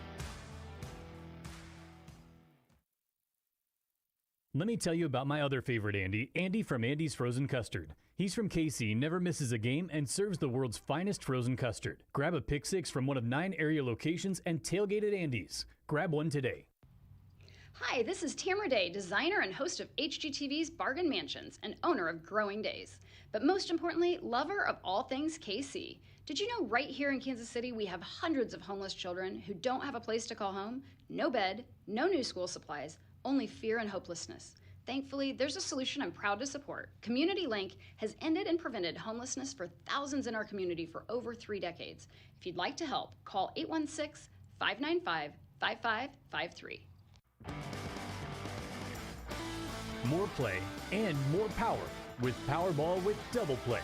For an extra $1, players have the chance to win up to $10 million in a separate drawing. Plus, players have 3 nights a week to play Powerball. Now Monday nights. Every ticket you play creates opportunities for Missouri students. So play it forward with the Missouri Lottery. Play responsibly. Texting enrolls you into reoccurring automated text messages. Message and data rates may apply. Come on, one more rep. You got this. 10. There it is. Nice work. You're a beast. Thanks, man. I feel better than I have in years. And I got to tell you, taking Nugenix makes a huge difference for me. Nugenix? That's the testosterone booster with TV ads with Frank Thomas. The big hurt, right? Oh, yeah. The patented key ingredient is Testofen, which helps boost free testosterone levels and increase lean muscle mass. Well, it's clearly working for you. Hey, are they still giving out complimentary bottles for people to try for themselves? Yeah, Nugenix is a great way to increase lean muscle and feel stronger with more energy and endurance. Man, I need to get a complimentary bottle of Nugenix. No problem. You just got to send them a text. Text ENERGY to 321-321 right now for your complimentary bottle of Nugenix, the #1 selling free testosterone booster at GNC. Plus, text now and we'll include a bottle of new Nugenix Thermo, our most powerful fat incinerator ever, to help get you back into shape fast, absolutely free. Text ENERGY to 321-321. That's ENERGY to 321-321. The Whole Person connects people with disabilities to the resources they need to live independently and enjoy the many opportunities this great city provides. We're focused on creating a fully accessible community where opportunities and choices are not limited by disability. The Whole Person delivers programs and services that enhance the confidence of people with disabilities by providing the skills needed to live, learn, and work in the Kansas City Metro. The Whole Person serves both Missouri and Kansas. Learn more by visiting thewholeperson.org. Join Union Broadcasting in thanking local companies that care. Union Broadcasting salutes CBD American Shaman for their support of the Derek Thomas and Neil Smith Third and Long Foundation, sacking illiteracy among urban youth. Through social, cultural, and educational activities, the Third and Long Foundation helps participating children in school and beyond. You can also help by donating at thirdandlong.org. Thank you, CBD American Shaman, for being a company that cares. Roberts Robinson Chevrolet Buick GMC. Right now, they're one of the few dealers in KC that includes a free lifetime powertrain warranty on all new vehicles. Can you imagine driving a truck for over 200,000 miles and having the transmission replaced for free? That's what this lifetime warranty offers and more. Don't go to another dealer that sells you a 3-year, 60,000-mile warranty. Go to Roberts Robinson and get the lifetime warranty. Check them out online at robertsrobinson.com or view their Roberts Robinson Facebook page. See dealer for details. Come see what's new at Robert Brogdon Buick GMC in Olathe. Get 0% financing on all new Buick models in stock, like the 2021 Buick Enclave and the 2022 Buick Encore GX. Or drive away in a new GMC that's just arrived, including Yukons and Sierra HDs. At Brogdon, they pay top dollar for trade-ins. Come see what your vehicle is worth. Visit robertbrogdon.com or come see them in person on I-35 in Santa Fe and Olathe. Must qualify and finance through GMF for special APR. Get fast and reliable internet from Xfinity for $19.99 a month for 12 months with a 1-year contract. And ask how to get 6 times the internet speed for the same internet price when you add Xfinity Mobile. Or learn how to get $200 back when you get gig speed internet during the Xfinity Black Friday sales event. Go to Xfinity.com, call 1-800-XFINITY, or visit a store today. Requires paperless billing and autopay. Ends 12/6/21. Restrictions apply. New Connect 50 megabits per second customers only. Equipment, taxes, and fees extra and subject to change. After term, regular rates apply. Reduced speeds after 20 gigabytes of mobile usage. Are you suffering from chronic joint pain like Heather? I have terrible arthritis and have had it for quite a while, and I've gone to all kinds of doctors trying to figure out what to do, and everybody just said surgery, and surgery was months of rehab, and I didn't want to do that. But then Heather discovered QC Kinetics, local medical professionals who specialize in natural biologic treatments, non-invasive solutions designed to repair and restore damaged tissue in your joints. And she absolutely loves the results. I like to tell anybody who's suffering that there are options that are not steroids, that are not surgery. You owe it to yourself to find out about QC Kinetics and find out what they can do for you. No surgery, no drugs, no downtime. Discover QC Kinetics and learn more about natural biologic treatments with lasting results. Call QC Kinetics, 816-412-6299. That's 816-412-6299. Don't wait. Call QC Kinetics today, 816-412-6299. Second and 16. Keeps his eyes downfield. Fires wide open down the sideline is Darrell Williams to the 29. So Darrell Williams, the last time we had these guys on a Sunday night in Las Vegas about 3 weeks ago, same thing happened. Darrell Williams was the guy who provided all of the fireworks.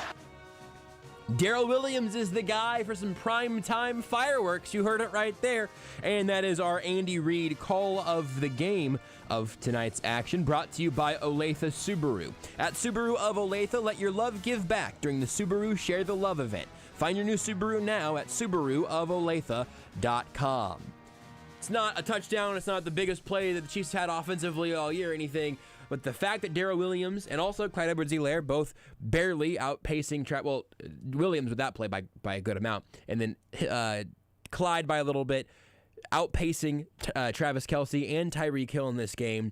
Hill went 2 for 22, Travis Kelce 3 for 27, Clyde 3 for 28. But Darrell Williams, once again, leads the team in receiving, 3 for 60, and a nice performance from those guys. And I'm giving the tip of the hat to Andy Reid there because as some stuff wasn't working, he got the ball, or the Chiefs got the ball, the offense got the ball, Patrick Mahomes got the ball to the running backs, and that's where they had the most success offensively tonight, was to the running backs through the air. It's a weird game, man. This is a weird sport that we all watch. Because we all watch a lot of it, And there's so much that I do not understand or could not predict, that no one knows or understands or predicts, because football. It's just a good sport. Let's take a call from Frazier up here now. Frazier, what's on your mind, my man? Hey, man, how you doing tonight? Good, how are you? I'm doing pretty good. I appreciate you bringing me on to the show. The only thing that I wanted to say, you was making a point about how NFL national commentators was criticizing the way that Patrick was throwing the ball, and I think that the commentator tonight, I thought that he made a pretty good point when he said that as Patrick goes through the maturing process of becoming a great quarterback, that he would understand and recognize when to throw the ball, his famous sidearm or, over the top or anything he needs to do to, adjust to make the play. Because I do remember there was a play tonight, I think that he was throwing it to, I forgot the receiver's name, Pringle. Mm-hmm. Pringle was wide open. Now, you do have to take into consideration the wind. I think they said it was 20 miles per hour, so I'm sure it had impact on the velocity of the ball. But still, though, there was an opportunity where he did a sidearm pass, and he could have just threw a regular pass, and he would have completed that pass. So, it's not to overly criticize Patrick, but I do think he has to go through the maturing process to figure out when and how to throw the ball in certain circumstances. So that's all I wanted to say. Great show. Holler at you next week. Appreciate it, Frazier. Yeah, and I think that's super fair. Again, there are places where I do think that the evaluation gets very takey for no reason, or that we over-exaggerate one way or another because it's more fun than being reasonable. I think that is a reasonable way of digging into that. Patrick Mahomes is going to play quarterback differently in 5 years than he is right now. He's playing quarterback very differently right now than he was at Texas Tech. But there are also parts of his quarterbacking personality that you want to stick around. Again, some of the early, I'll say, skepticism around the first time he broke out a no-look pass. It was like, oh, he didn't really. He wasn't. He looked. He didn't really no-look. Or, oh, wait a second. Why does he need to do that? He doesn't have to. He doesn't have to no-look. He can just. No, I mean, some of that stuff is done with some reason behind it. Some of it is done with great success. Also, it would be dumb for him to never look at a receiver he was throwing to. You want to manipulate defenses with your eyes, but you also want to know where you're throwing the ball most of the time. And so I do think there's something to hey, when can I get by with the safest mechanical choices, arm slots, foot placement, pocket manipulation, and when do I need to do some patented Patrick Mahomes bleep? And that is going to be a part of the evolution process for him. I think that's totally reasonable. Next up here, we'll go to Mark. Mark, you'll be our last caller for a little bit. Close us out on a strong note here. All right, I'll try, JP. Real quick, I was in the parking lot for I don't know how long. There was no fire. Oh, truck nor I was on fire. So that's good. Goodness. I'm glad that there was no fire directly near you. That would have really been would have put a damper on this call. It might have made me sitting in the parking lot more entertaining, but no. Anyway, I think the thing I want to focus on is the fact that it seems offensively that there really isn't one thing to point to, except I'm wondering if it's just, it feels like the fact that we're having to put together, several long drives with lots of plays, and we're not really doing the big play. It's kind of, we have to put these long drives together. It's like, I don't know if we're getting bored, but it feels like we're losing focus. You get a drop pass. Pringle had a couple drops. We get a penalty. Somebody isn't executing properly. Mahomes, maybe is off on a pass. The line has a misassignment. And I would even throw out there, I think there's some of these drives where maybe we just have an ill-advised play call. There's not one thing, except Mahomes says it in his press conferences every week. It comes down to execution, and which to me is a focus issue, which is fine. I can accept that. The problem is I don't know how you can. I'm worried about how you fix that, because it seems like it's a collective thing we kind of need to kind of work as a unit and try to keep focus so we don't have these stupid things that kind of stall drives out. So I don't know. I mean, we'll see if they fix it, but it's just hard to see how they're going to do that. High note achieved, Mark. I appreciate that. I'm going to let you go and get to a bunch of those things because I told you earlier, you guys, I gave you the secret. Good call, Mark. Appreciate it. I told you the secret. I take notes sometimes when you guys are talking. I wrote down 3 things from Mark. That's how you know it's a good call. So no singular thing with the offense. First thing I wrote down. So frustrating and so concerning because if you can point to one thing, you know you can fix that one thing. I think this was something that got stuck in my craw during the Alex Smith years of like, hey, you can say as a coach in a press conference, that's on me. I got to be better. It starts with me. It stops with me. This is our issue, whatever. Okay, well, but hold on. If you can't tell me exactly what is going wrong, why should I believe you whenever you say you know how to fix it? I don't know. I really don't. Whenever you point at something in particular, you can do something about that. That's why the word execution's kind of starting to bother me a little bit because it's just sort of a finger point in a general direction. Oh, it's execution. That's all over there. It's not that we, have poor blocking from our right guard. Because that's at least something you could point to that's specific. We could replace our right tackle. Maybe that would fix everything. That's not what it is, So that's frustrating. The long drives point, I think, is the best one of the best ones of the night. Because something we talked about a little bit, I think this may have been a Times Ours conversation.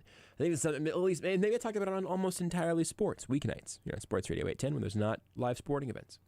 But I think it was a conversation that I was having with our friend Seth Kaiser, where we say, hey, so, what can you actually do that frustrates the Chiefs offense or limits the Chiefs offense or whatever?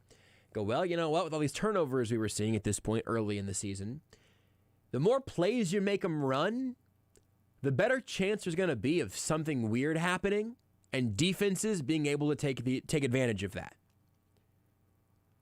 I think that has proven to be true continuously.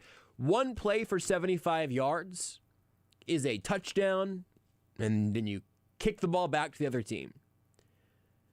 8 plays for 70 yards. Can you make something happen in the red zone? Does one of those 8 plays bounce off a shoulder pad and up into the air? Can a diving defensive back take that away from you? Can you punch out a football? All of these things. And I think that is one of the things that you can point to when you look at this Chiefs offense and the differences. Mark was right there. I mean, we haven't seen as many of those big plays that is where all an entire drive happens in 1 or 2 throws. And I also absolutely think that can point to getting a little bored, maybe losing focus, and not like you're thinking about dinner, but like if you're an NFL offensive player, the number of things you're trying to account for in your personal execution, in what your job on a certain play is, on what the play call, all of those things. Like there's just a lot of pieces in there. And I don't know, do you think about whenever you're playing catch in the yard, whenever a football is coming to you, do you think about making sure you wrap your fingers around it perfectly, or do you do it instinctively? You do it instinctively. That ball bounces funny, and they pick it off because you ran on a bunch of plays. You see where I'm going there? I think that cycle is a legitimate one. We need to take another break, and we're shortly going to bring you Andy Reid. We just got to get all of our clocks in order. We got to get our ducks in a row here before the midnight hour strikes. Somewhere either in the last remaining minutes of December 5th or in the very first moments of December 6th, we'll bring you Andy Reid, Patrick Mahomes, and Matt Derrick of Chiefs Digest over the course of the remainder of the show here on Sports Radio 810. It's brought to you by the Missouri Lottery. Remember to play it forward with the Missouri Lottery. More play and more power with Powerball with Double Play. For an extra $1, players have the chance to win up to $10 million in a separate drawing. Missouri Lottery. Play responsibly. Also brought to you by CBD American Shaman. When Kansas City scores, you score big at your local CBD American Shaman. Our team's score is your % off. They scored 22 points, so you get 22% off all day tomorrow. CBD American Shaman. Life is better with a feather. You're listening to exclusive post-game coverage on Kansas City's home for the NFL. Sports Radio 810 WHB. Brought to you by Casey's own CBD American Shaman. Come on into your local shaman store for a free sample of stress-sacking CBD. Everything is better with the feather. There's only one station big enough to bring you college football's championship week. All 5 Power Conference championship games on Sports Radio 810 WHB and ESPN Kansas City. Sports Radio 810 brings you the Big 12 Championship, SEC Championship, and Big 10 Championship games, while ESPN Kansas City has the Pac-12 Championship and ACC Championship games. Championship Week is presented by Family Leisure, where family and fun come together. Family Leisure at K10 and Ridgeview in Olathe. Let me tell you about my other favorite Andy from Andy's Frozen Custard. He's from KC, never misses a game, and serves the world's finest frozen custard. Grab a Pick 6 from one of 9 area locations and tailgate at Andy's. Grab one today. Your money management is now manageable. With an account from Central Bank, you'll have all the tools and technology you need to move, manage, and maximize your money the way you want, when you want. And you have the perk of local branches right in your community when you need some one-on-one time. Because we do banking better. Open your account online or in person at any of our convenient locations. Central Bank. Strong roots. Endless possibilities. Member FDIC. Nothing says I love you like the gift of diamonds. A diamond pendant, a diamond anniversary band, a pair of diamond earrings. And around here, the diamond destination is Diamonds Direct. With our decades of experience, our worldwide connections, our legendary value, Diamonds Direct is here to help make this Christmas the most unforgettable ever. Our showcases are filled with exquisite diamond rings, earrings, pendants, bracelets, bands. Can't miss gifts with lasting value and beauty. And now, through the end of December, you can get 4 years, 0 interest financing on any holiday purchase. If you're planning an engagement this holiday season, this special finance offer includes all of our designer engagement rings and all certified diamonds. Buy now, spread your payments over 4 years with 0 interest. Say I love you louder than ever this holiday with the gift of diamonds from Diamonds Direct. Get holiday store hours, directions, finance details, and see our online gift guide at diamondsdirect.com. Unapproved credit. At 119th and Row.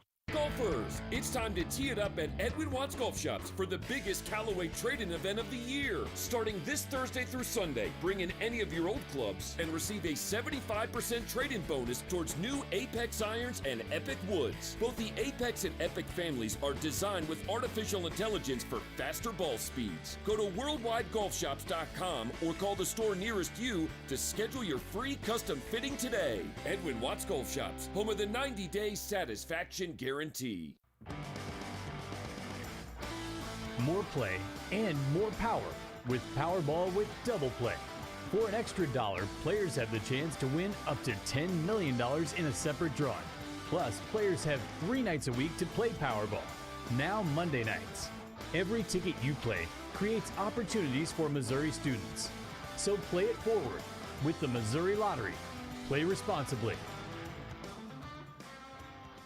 Do you really want to go through another year with that awful joint pain? Don't do it. Resolve right now to get yourself moving again for 2022. Hey, this is Stephen St. John. It's time to call QC Kinetics, non-surgical regenerative treatments for joint pain. We're talking lasting results using natural biologics. No surgery, no pain meds, no steroids, and no downtime. This is really exciting stuff. Regenerative restorative treatments that actually encourage your body to heal itself using highly concentrated natural biologics. Patients rave about it for hip pain relief, knee pain relief, shoulder and back pain relief. Don't let them keep giving you steroids. And don't let them tell you surgery is your only option. Get a free second opinion at QC Kinetics and imagine life in 2022 without pain. Locations in Gladstone and off 435 and State Line. Call the local medical professionals at QC Kinetics now. 816-412-6299. QC Kinetics. Get fast and reliable internet from Xfinity for $19.99 a month for 12 months with a 1-year contract. And ask how to get 6 times the internet speed for the same internet price when you add Xfinity Mobile. Or learn how to get $200 back when you get gig speed internet during the Xfinity Black Friday sales event. Go to Xfinity.com, call 1-800-XFINITY, or visit a store today. Requires paperless billing and autopay. Ends 12/6/21. Restrictions apply. New Connect 50 megabits per second customers only. Equipment, taxes, and fees extra and subject to change. After term, regular rates apply. Reduced speeds after 20 gigabytes of mobile usage. Listen up, sporting fans. Central Bank of the Midwest invites you to score a better banking experience with our new sporting checking account. Now you can show off your team spirit at the match or on the go with the official sporting debit card. Plus, you'll gain access to Central Bank's award-winning mobile app with more than 30,000 reviews and a 4.9-star rating. So, score big today by opening your sporting checking account at any of our convenient Central Bank locations or by visiting sportingchecking.com. Member FDIC. The Inn at Meadowbrook, a one-of-a-kind boutique hotel near Kansas City. Nestled in the middle of parkland lakes and trails in the heart of Meadowbrook Park, and only 15 minutes from Kansas City's biggest attractions. The Inn at Meadowbrook is thoughtful and intimate in design, purposefully tucked away from the hustle and crowds. Whether you're in town for the game, relaxation, family holiday, or activities, the Inn at Meadowbrook is a one-of-a-kind hotel you will love to experience. For reservations, go to innatmeadowbrook.com or call 913-329-9000. Hey guys, it's Grunny here for my friends at CBD American Shaman. Man, I love football and I love big scores. When Kansas City scores, you score big at your local CBD American Shaman stores the day after the game. If Kansas City puts up 30, it's 30% off all the next day at your local CBD American Shaman store. If they put up 50, you got it, 50% off all the very next day. Now that's a big win. CBD American Shaman. Life is so much better with the feather. Hear exclusive Chiefs coverage every week from the best in the business. Only on Sports Radio 810 WHB. Trent Green, Adam Schefter, Tim Grunhard, Adam Teicher, Matt Derrick, Adam Kaplan, Chef Shadia, Nick Leckie, Gary Barnett, Sam Mellinger, Bill Moss, Mark Bowrichter, Stan Weber, Sam McDowell, Seth Kaiser, Blair Kirchhoff, Kevin Harlan, Field Yates, Jesse Newell, Cynthia Freeland, and Andy Reid and Patrick Mahomes. Sports Radio 810 WHB. Kevin Harlan from Monday Night Football on Westwood One with a preview of a huge game in the AFC. It's the New England Patriots and the Buffalo Bills. The Patriots are 8-4. They've won 6 in a row. The Bills are 7-4, and they are 3-0 in the division. Join me and Hall of Fame quarterback Kurt Warner for all the action when the Patriots take on the Bills on Monday Night Football. Kansas City's home for the National Football League. Sports Radio 810 WHB. Hi, this is Jamie Bluma for Home Field Sports Complex. Kansas City's premier training facility is hosting a job fair on November 16th. Home Field provides professional training and state-of-the-art facilities and represents an awesome environment to honor all youth sports. Home Field has all turf fields, a soccer youth training facility, basketball, baseball, softball, volleyball, and lacrosse field. If you're a vendor needing employees, we have a table for you.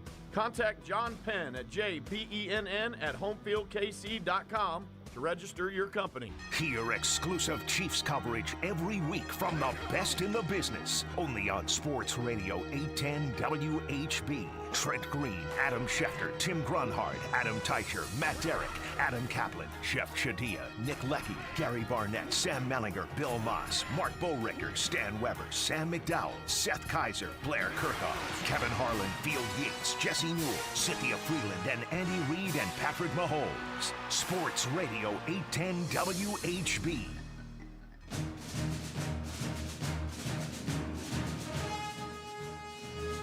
Tommy Townsend. Been a great success for the Dustin Colquitt. Meanwhile, the ball is out at the 15-yard line, and the Chiefs have it. Byron Pringle comes up with it. So Deontay Spencer, it looked for a second like he was thinking about calling for the fair catch. The rookie out of Texas who is there. And that prompts a discussion. The ruling on the field is that the Kansas City player was blocked into the receiver. The receiver touched the ball. Kansas City recovered it. Kansas City's ball, first down. There you go. That was a fabulous play from one Byron Pringle. In fact, it's our play of the game brought to you by Central Bank of the Midwest. He had some ups and downs today, but a big play there being the last one you remember from Pringles. Obviously, always a nice way to pop it off. I was going to say top it off, but, once you pop, you can't stop with Pringles. That's what they say. And Byron Pringles found himself a nice role with this team, and hopefully he can continue to grow into that. Let's hear not just my thoughts on this game. You've heard plenty. Not just your thoughts. We've heard from a lot of you. Not Beards' thoughts. He's not allowed. Let's go to... Beards, would you like to share your thoughts on this game? It was dumb. Okay. Now with like Beards' they won, but it was dumb. With Beards' thoughts now in the can as well, maybe we could get it from somebody a little more qualified. We'll hear from Andy Reid right after this. Andy Reid is presented by Robert Brogdon Buick GMC and Robert Brogdon Olathe Kia. Visit BrogdonAutomotive.com. And by Andy's Frozen Custard. Let me tell you about my other favorite Andy. Andy from Andy's Frozen Custard. He's from KC, never misses a game, and serves the world's finest frozen custard. Grab a Pick 6 from one of 9 area locations and tailgate at Andy's. Grab one today. Andy Reid took the podium right after the Chiefs' 22-9 victory over the Denver Broncos. Here's what he had to say whenever he took the stage. As far as the injuries go, really, Chris Lamons is the only one. He hurt his left ankle. So, and he's a tough kid, man. He did it on the opening kickoff. He'll work his way back through that. The fans were incredible tonight. Today, I mean, I got here relatively early in the morning, and that line was already starting for 12 hours in advance. And they're an amazing bunch, and we appreciate every bit of that. Listen, defense again had a nice game here. I mean, it was beautiful to watch, and the pressure we put on Teddy, and then the way we were able to sustain against a run game. And you know, they're obviously a good football team. Vic Fangio is a heck of a football coach. Offensively, we did some good things, and then we had probably too many drops and penalties in there. And listen, that's my responsibility. I'll get that straightened out. The turnovers from the defensive side, we ended up with 9 points off of that, and so it was good to see Dan. You know, Dan a few weeks ago, I was sitting in here, and everybody wanted him gone. And this is what's so great about this game. I mean, all of a sudden, he's back and performing. His last 2 games have been beautiful things to watch there. Bucker sets a record for the most 50-yard field goals. And my hat goes off to him. I got to work with him on the extra points, but the 50-yard field goals, he's up spot on. So we take care of that as we go here. But all in all, tough to win in this league, and to have that opportunity against a good football team, we feel good about ourselves for a minute here, and it's until we get ourselves ready for the Raiders come Tuesday. There you go. There's Andy Reid. I'm not. You know what? I'm not. I thought about it. I'm not even gonna be devil's advocate guy on Dan Sorensen today. He made the play when the ball was there, and he went through some tough stuff earlier this year. I'm gonna let it all ride as we continue to hear from Chiefs head coach Andy Reid right here on Sports Radio 810 WHB Kansas City. Up next, Andy Reid on continuing to work on and clean up the offense, some of the issues he alluded to there. Yeah, so, well, we righted it to win the game, so that was important, but we need to take care of some of these, little things that are happening here that are killing drives. And, again, my responsibility to make sure that happens, and, we'll do that. I was just going to ask you, too, about the drops. I know you said you got to take care of it. It's like every week, right? Like, yeah. A lot of times it's said it's a focus. I just wanted to yeah, it's. I don't think that's it. But I would tell you, on the other hand, we got to look at all the way into the tuck. So we got to make sure we do that. So and take care of those. Tip balls become important problems, and drops become a problem. So. And we'll keep working on it until we get it right. So if I'm saying it every week, we're going to keep working on it. That's interesting. I think that was Sam Mellinger there with the follow-up question that I really appreciate of like, hey, I mean, you say this every week, and every week I'm sure you're working on it. I'm not doubting that, but if you're working on it every week and it's a problem every week, what isn't working? I think that's a fair question, and frankly, I don't think Andy Reid had a great answer there. I'm not sure there is a great answer. That's not even a criticism. I'm just not sure that he made me feel any better with that particular answer there. One thing also that was very strange to me, and I am very interested to hear what the answer to this question is, Chiefs had the ball, about a minute and change, 2 timeouts at the end of the first half, and they ran the ball a couple of times and then punted it back to the Broncos, who got closer to scoring on their last few seconds, and the Chiefs did anywhere in their minute and change. So here's Andy Reid about the decision to not try to make anything happen at the end of the half. Yeah, so listen, we had an opportunity to put them up by 2 scores, put us up by 2 scores, and I thought that was important. Yeah. The one I presume you're talking about when we kicked the field goal. No, at the end of the first half when you had a minute and 9 to go and 2 timeouts and ran. Oh yeah. I just that was a decision on my part, so I felt that was the right thing to do. I said I was interested in what the answer would be, not that it would be an interesting answer. So Reid there thought that Lebo was asking about the choice to kick that field goal late. I'm sorry, Beards, can you play that first part again? When Reid was presumably asked about where he thought the question was about the field goal they kicked late in the game? Yeah, so listen, we had an opportunity to put them up by 2 scores, put us up by 2. If that is what he was talking about, they were already up by 2 scores because that field goal took them from 10 to 13. So if that's...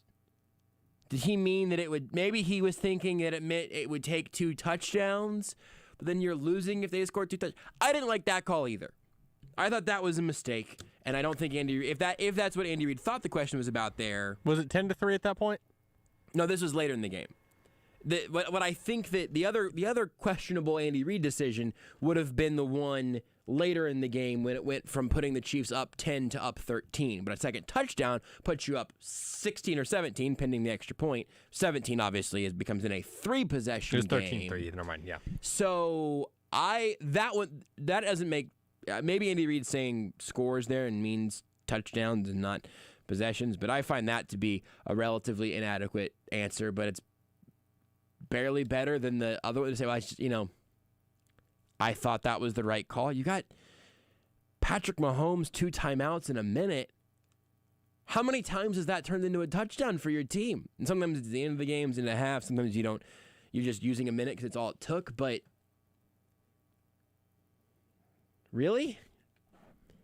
I mean, whenever other teams do that, I tweeted this at halftime, it felt like both teams in that first half, or at least on their last drives, thought they had the other team's quarterback.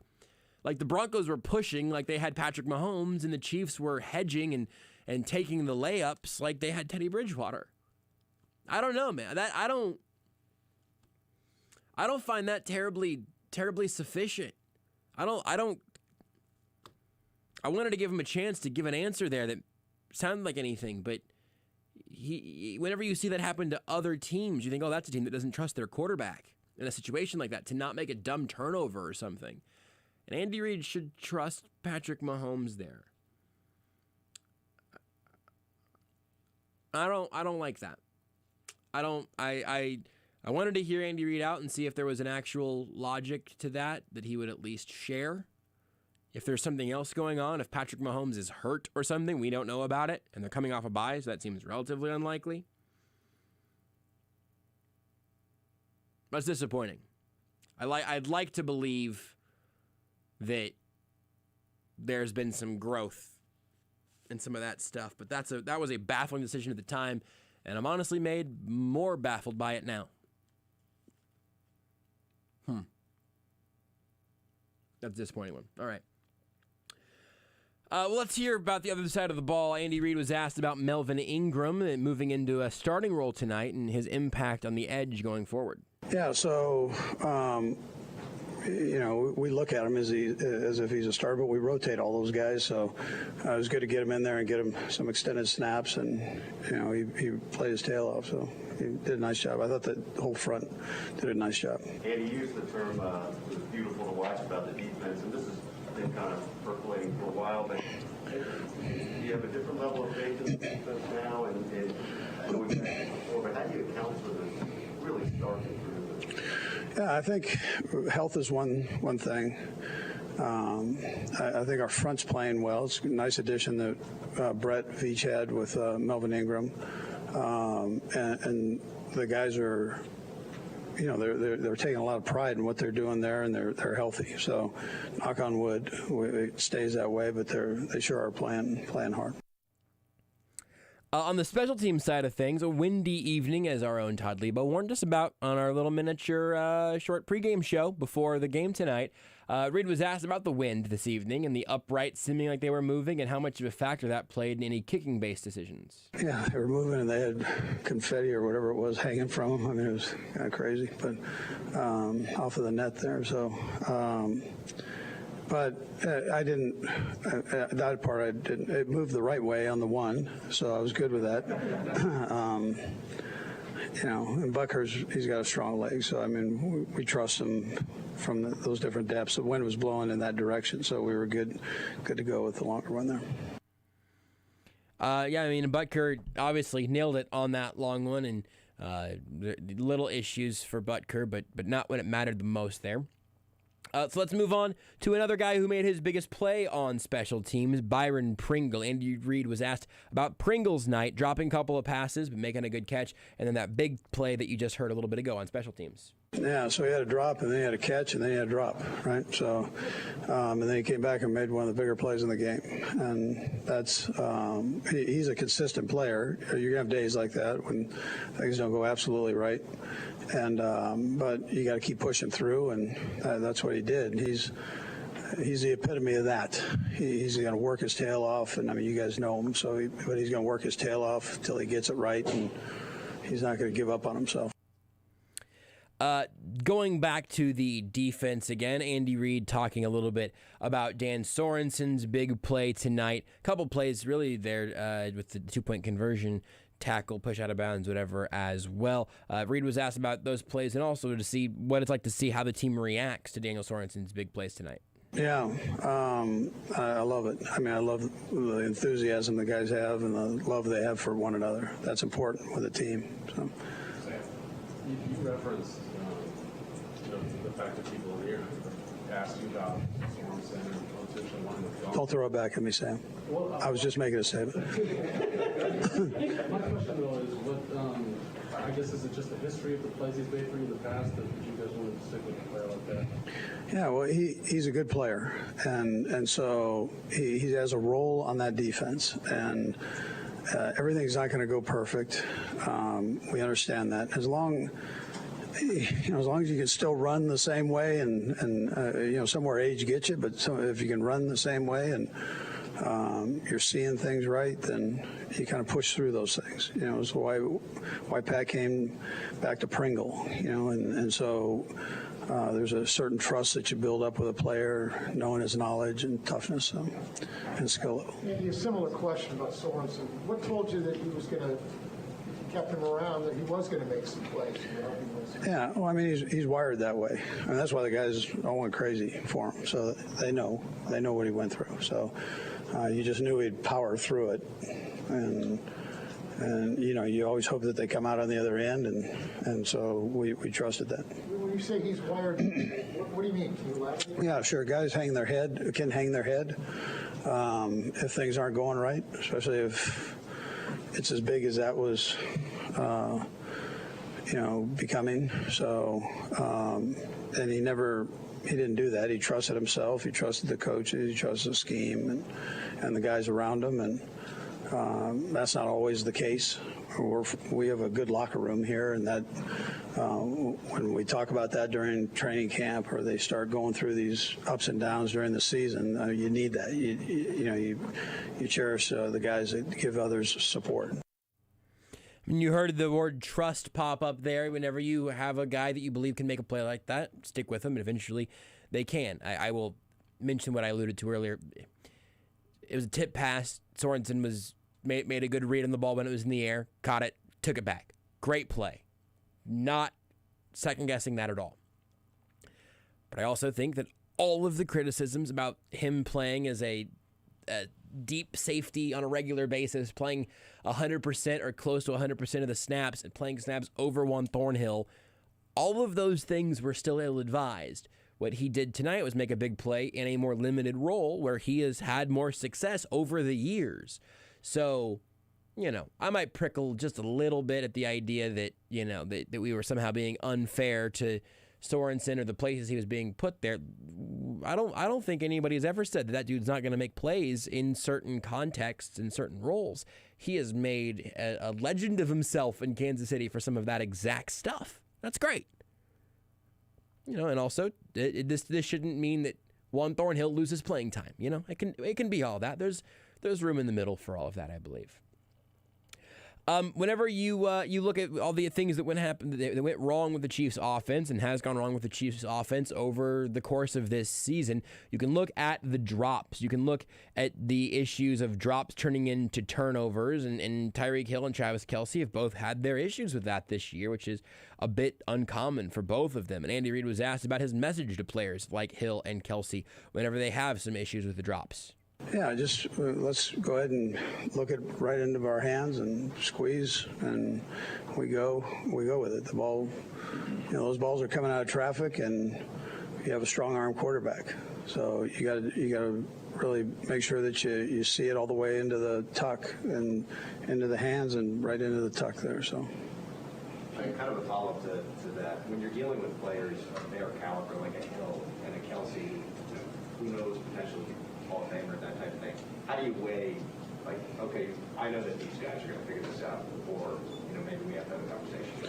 Yeah. So I don't know. I've been doing it a long time, I guess, but I mean, I can normally tell if with these guys. Now, those guys I have a lot of time with, so they're not trying to drop the ball, but they also need to be reminded at times. So just as confident as you are in your hands, you got to still do the fundamental things, and so I try to remind them and keep as cool a head on myself as I can when I'm doing it. I'm here to be a teacher, and so I try to teach and go about it that way. I think that the second answer in there, I think, is the one that's very telling about what do you tell. What would you, I'm asking you, the listener, this, the person currently listening right now. What would you tell Travis Kelce to do about his drops? What would you tell Tyreek Hill to do about his drops? I'm not even being sarcastic. I'm making a point, but I'm curious what your answer would be. Because I think if you tell Travis Kelce or Tyreek Hill to watch the ball all the way into their hands or to make sure they squeeze when the ball hits their hands, I think the look that you would get back, deservedly, from either of those human beings would be withering. Do you say get stickier gloves? Because maybe. Is that an option? Tyreek Hill and Travis Kelce, and frankly, on the grand human scale, every person on an NFL pass-catching depth chart is unimaginably elite at not dropping footballs. Demetrius Harris is better at catching footballs than you or anyone you know. And he, obviously, I'm using him because of his reputation, what his reputation ended up being. Tyreek Hill and Travis Kelce even more so, but they've still had issues with it. Again, Tyreek Hill has basically thrown, I think, 3 interceptions this year with his hands. I don't know how you fix that. I just know that's a problem. And I try not to just point at problems all the time and just say that's a problem. They should figure that out. But on this one, man, I don't know. Beard, you got an answer for me? I tell Travis Kelce to make sure his beard's not shaved every game. That would be your coaching point. That would be my coaching point. Things were bad when he shaved. Yep. They got better when he grew it back. There you go. I don't know about Tyreek, but I've got Travis figured out. Maybe Hill should try a mustache or something. Just don't bleach it. Please. No. Please. No, I'm agreeing with you. Okay. I mean, stylistically, I think it would be awesome. But that connotes somehow the craziest version of Antonio Brown. The Raiders version of Antonio Brown. Right. Yeah. Right. Because with the Raiders, he was crazy and not helpful for their football team, really. Everywhere else, he's been crazy and very good at football. And also, if you need a forged diploma or some counterfeit American dollars or whatever, Antonio probably knows a guy. Just don't talk about it in front of a chef. That's also true. Man, I wish we could just sit here till the Border Patrol in the morning just talking about Antonio Brown. Apparently now they might not bring him back. Yeah, which makes sense. Yeah. He just lied to everybody. Like Aaron Rodgers lied to the media.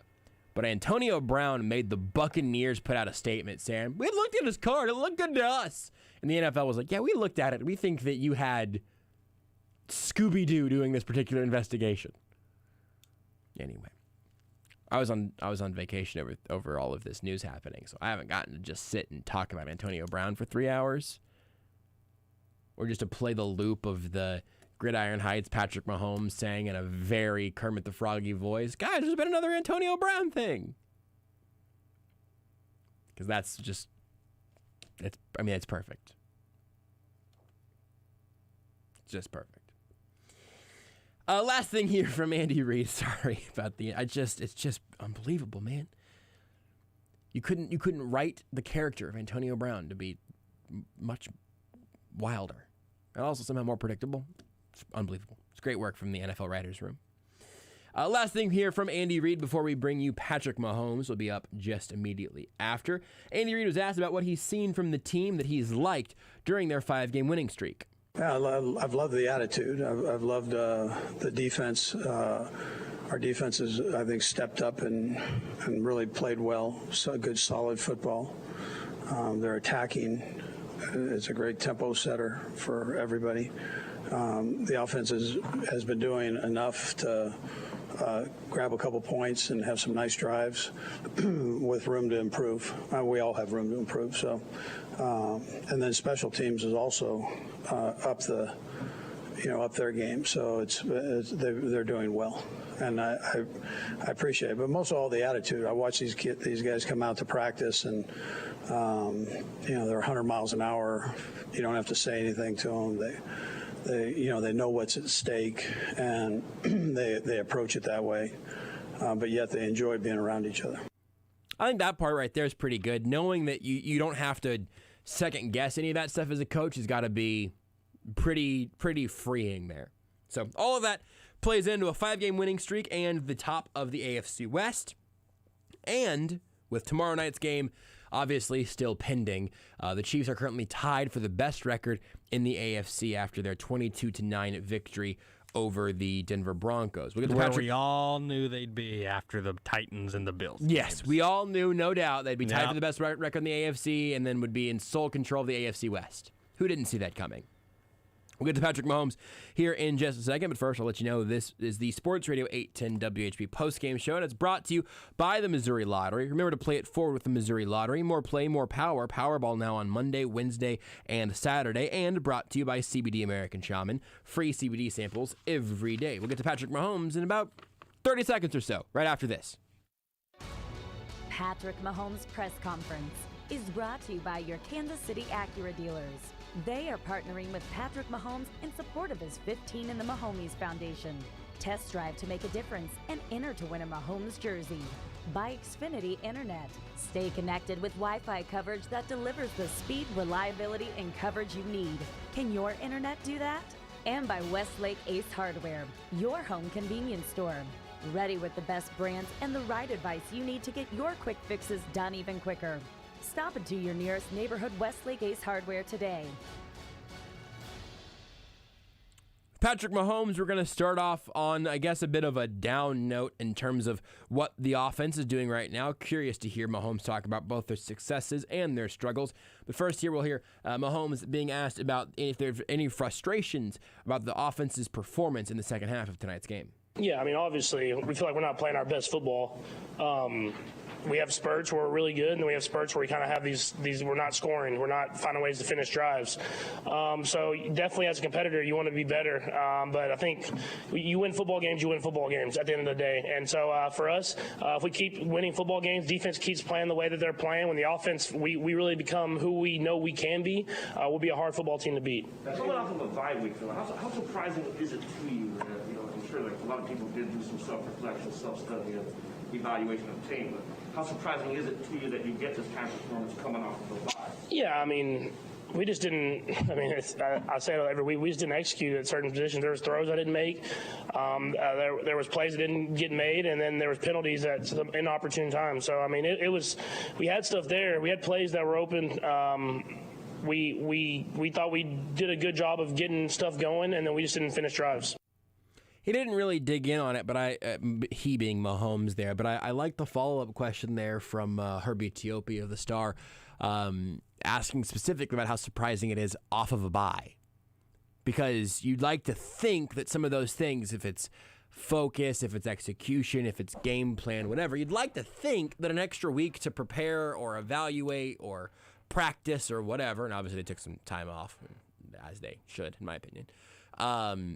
But you'd like to think that this would be the perfect situation to come out with some of those things taken care of, and they weren't. They were all the things that Mahomes mentioned there, and things like all of the drops that they've suffered. They've continued to have those issues now in this first game after the bye. Here's Mahomes about those drops and if there are any commonalities among them all. Yeah, I mean, for me, all I can do is have better ball placement. I mean, on some of those, I mean, they're like the one to Tyreek, a little high and hard. So, I mean, just trying to find ways to make it easier on them. These guys make plays. I mean, I'm gonna keep throwing the football to them. They're gonna go out there and make plays happen. And if it happens, it happens. We'll move on to the next play.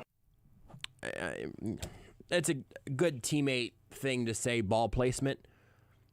At least some of them have been right where they needed to be. If they caught it, you wouldn't think about the ball placement at all. And so, Beards, Beards had the best answer to that question, just to me in my headset. So we'll do a quick different breakdown here.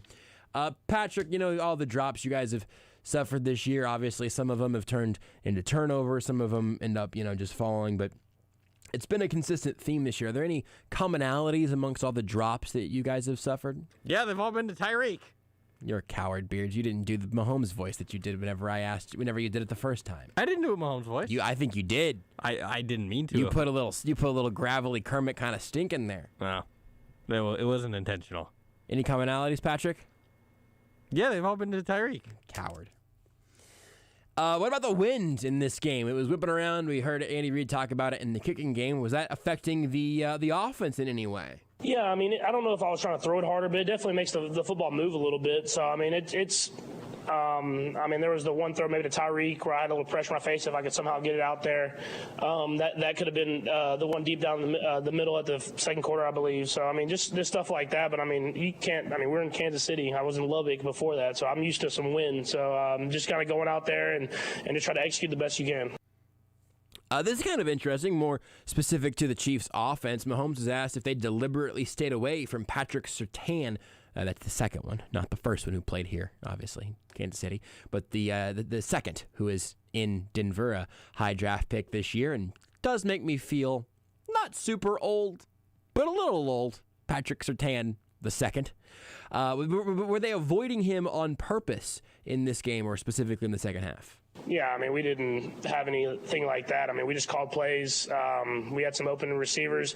They played the shell over the top, so there wasn't a lot of man-to-man situations. And we had drives going. We just didn't execute it long enough to score enough touchdowns that we wanted to. Then on a very specific play here, the false start called on Patrick Mahomes. They broke it down on the broadcast, looking at arm movement. I was not expecting that to end up being a penalty. What did Mahomes think? Yeah, I mean, I still don't know why I got called for the false start. So I'll try to figure out that and try not to do that again. I thought it was pretty common of what I usually do on hard counts. But he called it, so you got to try to not do it again. And then just, I mean, we kind of got put in a situation where we were trying to get in field goal range, get another field goal, and we didn't get there. So, I mean, it was just not executing the way we wanted to. We drove it a little bit, and then kind of like the rest of the game, we didn't find a way to put points on the board. Him saying, I'm still not sure why that was called, is an unfinable way of saying that was a bad call. Because he handled it well. He said the right thing there. But, I want to make sure it doesn't happen again or whatever is is different than him saying, yeah, I did the thing badly and needed to be punished for it with a false start. It's a bad call. That's all right. We can just say it was a bad call. What about Patrick Mahomes in the pocket? We've talked about this a ton this year. We talked about this a ton all offseason. I've asked about this many, many times. Glad to hear it asked about again tonight because I think it's an interesting part of what this offense could still be developing. Patrick Mahomes was asked about his pocket presence and how he feels that's coming along right now with this new offensive line. Yeah, for sure. I think I'm doing a great job of just getting better and better feel for the offensive line. I mean, those guys are blocking their tail off. They're doing a great job there. I thought they did a great job today. I mean, I'm just going to continue to get better and better, but still not lose the scrambling ability that you saw a little bit in the second half. So it's kind of the give and take. You want to stay in the pocket, make the throws, but whenever there's chances to make some big plays happen, try to go out and do that as well. How long did it feel like you were waiting for that opportunity to tiptoe and score the rushing touchdown? Yeah, no, I haven't had a rush touchdown, I think, since the week 1, so it's been a while. So it worked out where they were kind of in like a zone that matched like man in the middle there, and we had crossing routes going. And yeah, I believe it was D-Rob had a good block on the guy out there in the end zone, and I was able to get it across the pylon. You'll hear that touchdown, I think, next segment whenever we come back, the actual rush in there from Mahomes. Nice to see him scramble there. I think all the pocket stuff, there was a play early in the game where he climbed up through the pocket. Actually, no. You know what? Let me go back to the touchdown. I was going to go to different. Let's talk about the touchdown. Mahomes climbs through the pocket. His eyes are downfield. He is looking in the end zone. And he is looking. He did not bail early from a clean pocket. He was in the pocket until pressure really closed it in. He slipped out through it, just sort of climbed up there, didn't bail out backwards, but moved up and looked downfield, up, downfield, up, downfield. He had space, runs it in, touchdown. That's the perfect execution in that little space. I think that the pocket presence and all of that has been something we've seen a number of times now, kind of be a little bit of an issue earlier in the year that he then figures out. I am not worried about that aspect of Patrick Mahomes' game at this point. But there have been some issues with the receivers, with the pass catchers, that I am concerned about.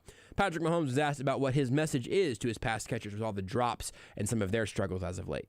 Yeah, I mean, we know, I think they know from me and from all of us, and they it's the same towards me as well, is that they just have to be themselves. There's nothing they have to do extra. They have the talent, they have the playmaking ability to just continue to go out there and be themselves. And I think, kind of like I said, I think we'll continue to get better and better.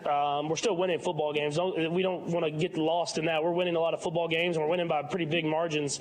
But we expect greatness from each other. And so we want to continue to get better as an offense, and the defense continue to get better, and hopefully create a great football team. I think that point in there also is fair. It doesn't sound like, like he's fishing for more credit or whatever. It's just that they have been winning football games. They've been winning by some commanding margins. But we all know, they know, you know, I know, we all know that we have seen the Chiefs play their best football maybe once this year, or at least once as of late with that Raiders game. And even then, I'm not sure it was perfect, but it was a blowout where everybody did their job pretty well. We have not seen this team be unbeatable very often this year, and we've seen them do that as of late, so we know it's there, which is why everybody's standards are so high. This is courtesy of Matt Derrick, who we'll talk to here in, 5 minutes or so. But this is via Matt. Tyreek Hill and Travis Kelce each finished with less than 50 receiving yards for the first time, and where the Chiefs won a game with them having fewer than 50 receiving yards for the first time in 6 years, when they both had under 50 receiving yards and they won the game. That's bonkers. Mahomes was asked about how important that is for guys like Darrell Williams and Clyde Edwards-Helaire to step up and get a win whenever Hill and Kelce are taken out of the picture like that. Yeah, I mean, you figure when you get to hopefully the playoffs and kind of try to run at this thing, guys are going to try to take away those two guys, and we'll do our best job of still trying to get them open, scheming them open different ways. But the other guys are going to step up, and this week it was the running backs out of the backfield. Next week it might be other receivers, it might be different tight ends, and I think we have the guys to do it. We just got to continue to go out there and do it. I wish his offense had another weapon that would step up even more so, but that evolution is going to either continue to evolve or they just are what they are at this point. Either way, there's some ups and downs to that. Mahomes here was asked about how he navigates focusing on the winning whenever you are winning. That's obviously a huge positive. But the offense has been struggling in different times throughout this winning stretch. So how do you balance that and keep from forcing the issue offensively? Yeah, I think I've learned kind of as my career's gone on that you can't get caught up in like the hype and like the show of playing. I've been in a lot of football games where we scored a lot of points and lost, and I promise you, when you win football games like this, it feels a lot better. And so I think I don't know if that's just kind of with experience, but I kind of preached that to these guys when they were kind of running the ball and trying to really grind the clock through. I said, don't let that affect how we play. Let's continue to just execute and go out there and put points on the board because our defense is playing the way that they're playing. And so you have to learn how to manage games. You have to learn how to win football games whenever it's not pretty. And I think we've done a great job of that this season. I think that's fair. Again, you need to continue to know that you've got more that you can achieve, but also focus on the fact that you are winning. And again, like he says there, at Texas Tech, scored a lot of points and lost a lot of games. This is better. I believe him whenever he says that. Last thing here from Mahomes. He was asked if he had any words for Dan Sorensen over the course of a tough season for him that pays off with a big play tonight. Yeah, I mean, he definitely took some, but I mean, he makes plays happen. I mean, if you looked at his entire career, whenever there's a big moment in the football game, it seems like he's around the ball making something happen. And I actually told the QB room, I was like, man, it seems like every division game he gets a pick six, and so I would like to say I called it. So whenever he comes up here, make sure you tell him that. There you go. Patrick Mahomes called it. I'd like to say I called it also, because I think I said, I don't know what the worst was. The Buffalo game the worst moment for Sorensen, prime time and all of that? I think I said probably to Beards and Rudy, my quarterback room. I think we all knew that sometime later in the season he was going to have a pick six in a big moment, probably against a divisional opponent, and it was all going to lead up to that. He always does. He always does. There's going to be a playoff game where he has some crazy stop or an interception. And at some point before that, he will have a brutal touchdown that he gives up. Probably. That's how it works, man. You're going to get some bad Dan Sorensen moments, and you're going to get a huge good one. Here's my NBA comparison for the night. Dan Sorensen is Derek Fisher. I was going to say J.R. Smith, but probably not. No. I think maybe. No. Where's the huge play, good play that J.R. Smith had in the playoffs? Shirtless in the parade. Checkmate. That was once. Who is J.R. Smith then for the Chiefs? You can think about that one for a little bit. McCole Hardman. I'm not sure which one of them that's more disrespectful to. Unfair to. Makes big plays every once in a while. Has some crazy highlights. Also might fumble the ball and not realize that he's got 3 seconds left and they're not tied. And that they are tied. I don't know that Hardman has had one of those sort of crushing mental moments. Maybe. But, I asked a question, you gave me an answer. Who am I to nitpick at it? Let's take a break here on Sports Radio 810 WHB. Our post-game show is brought to you by the Missouri Lottery and brought to you by CBD American Shaman. Free CBD samples every day. We'll take a break. Whenever we come back, we'll talk to our friend Matt Derrick of Chiefs Digest about the Chiefs' victory tonight, where this leaves them in the AFC West, and what they do from here. We'll talk to Matt whenever we come back here on Sports Radio 810 WHB. You're listening to exclusive post-game coverage on Kansas City's home for the NFL. Sports Radio 810 WHB, presented by the Missouri Lottery and CBD American Shaman. Are you losing your hair and feel like you don't know what to do? We are here to help you. Hi, I'm Dr. Spencer Egan with Acentus Hair Restoration. We can help you get your hair back using state-of-the-art robotic hair transplant technology. At Acentus Hair Restoration, we care about maintaining the hair you have and replacing the hair you've lost. Book your free consultation for a personalized plan and feel like you again. Call 913-914-5975 or visit kansascityhairtransplant.com. When it comes to holiday giving, it's hard to choose the perfect bottle of holiday cheer when you don't have a choice. That's not a problem at Lucas Wine and Spirit Superstore. 6,000 different wines and the largest selection of beer, craft whiskeys, fine spirits, and holiday gift packs between Dallas and Chicago. Planning a holiday party? Our event planners have you covered at lucaskc.com, where you can also find gift cards and our massive selection available for time-saving curbside pickup. We can even deliver on the Missouri side. Your gift always goes farther at Lucas, because when you sell as much beer, wine, and fine spirits in a week as some stores sell in a year, you can sell it for less, much less. Lucas Wine and Spirit Superstore in the Northland, just west of Liberty at 152 in Flintlock, Overland Park near 119th and Metcalf, and in South KC at 135th and State Line. Lucas Wine and Spirit Superstore in the glass by itself. The power of blue, the power of Miller. As the leader in the welding industry, Miller continues to partner with CK Supply as the local and trusted distributor for all Miller products. Since 1948, CK Supply has offered a combination of products, services, and technical support to meet your expectations. CK Supply is large enough to serve and small enough to care. Give their team a call and discover the difference. If you're looking for a new welding supply partner, support a local family and employee-owned business today at cksupply.com. Hey, this is Nate Bucati from my buddy Gary Joslin and Joslin's Jewelry. Look, it's the holidays. What a perfect time for an engagement. Joslin's Jewelry has the best quality diamonds and the best price in town. Look, buying an engagement ring's a significant purchase. How nervous would you be to spend that kind of money to buy a diamond online? When you come into Joslin's, Gary will personally shake your hand and make sure that you know what you're getting for the money. Come in and check out their beautiful store, 95th and Antioch. At Joslin's, you'll find over 500 rings to choose from and over 100 pendants. Plus, you won't find any commissioned reps, just friendly, courteous people who are glad that you stopped in. If you want to work with a real Kansas Citian and get a great diamond at a great price, just go to Joslin's, 95th and Antioch and Overland Park, and online at joslinsjewelry.com. Joslin's Jewelry, the jeweler you'll recommend to your friends and family. Joslin's Jewelry for the best that's yet to come. Hey, it's Bob with Culligan Water. After doing hundreds of water tests in the Kansas City area, I noticed a pattern. So I've developed water treatment packages that specifically target water issues we face here locally. All of my packages include 2 years of free service and maintenance. Contact me, Bob, at culligankansascity.com/Bob. That's culligankansascity.com/Bob. Let's talk about how to better your water. When you think of better water, think of Bob with Culligan Water.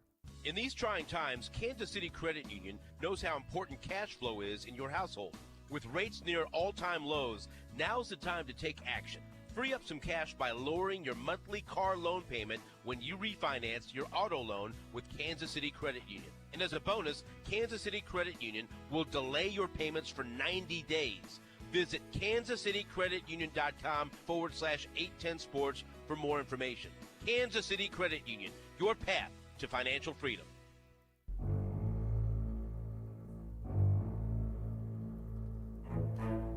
And the ball almost 6 minutes. First and goal from the 10. Mahomes out of the pocket. Still on his feet. Takes it to the goal line. And in. Touchdown. That was the Mahomes touchdown of the game. So it is our Mahomes magic moment of the game, brought to you by BOK Financial. The Mahomes magic moment is brought to you by BOK Financial. Whatever you want your company to be, there's BOK Financial. Be ready with BOK Financial. Member FDIC. We will talk about that touchdown, the other touchdown, various things that have happened around the AFC this week, and where the Chiefs stand right now with Matt Derrick of ChiefsDigest.com. You can follow him on Twitter at Matt Derrick. You can read his work at Chiefs Digest, and you can also get Matt's work at Bob Hamilton. That's not true, but I just got a buzz that my blood sugar is low, so I can blame that, I guess, for the clunky segue. And also, I need to tell you that you better buzz Bob your blood sugar is low or if you need help around your house, Bob Hamilton can help, at least with the second ones. I don't think they do anything with your blood sugar. You better buzz Bob. They're now offering electrical services, panels, wiring, generators, updating fixtures. They do it all, offering a whole home electrical inspection for just $99. Call 888-4BOB. Remember the 913. Matt Derrick, I don't know why I have gone down this particular path. Again, I'll just blame the fact that my phone is buzzing and telling me that I need to have a Reese's cup. I'm going to do that while you tell me what you thought about this effort tonight. This is a weird football team, Matt. Yeah, it's a weird football team. Sounds like I need to bring you that lemon cream cheesecake dessert that I promised you. So I am so excited to try that whenever that happens. We definitely need to figure out the schedule because you're definitely getting that. And trust me, it will be more enjoyable than watching this game tonight. Yeah, really I think that there are some big picture things around the AFC that are pretty interesting. But tell me what you think you actually learned from this game tonight. This won't be the first time we've had this part of this conversation, but I don't know that I learned a lot tonight. Like, the Chiefs won a game and are ranking highly, tied for the best record in the AFC. They control the AFC West, all of that. But what did you learn about the Chiefs tonight? I think I learned. Well, you know what? I didn't learn anything because you know what? I already learned that Dan Sorensen's a fine third safety. Yep. I already knew that this offense has some problems. Yep.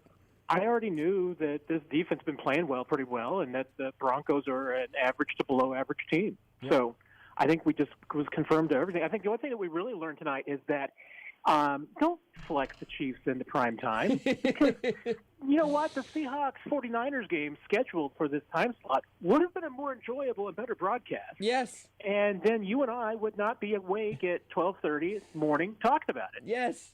We would have been doing this, 8 hours ago, and we would have felt much better about it. That is the truest part. I try really hard not to complain too often about, how hard it is to talk about sports all the time. But, man, the Thursday night game that's just around the corner for the Chiefs will be a happy occasion because it will mean that there's no more talking to you at 1 a.m., I love talking to you, but in the PMs, just somewhere in there, generally speaking, is my preference. Hey, I grew up when the Chiefs, were never on prime time.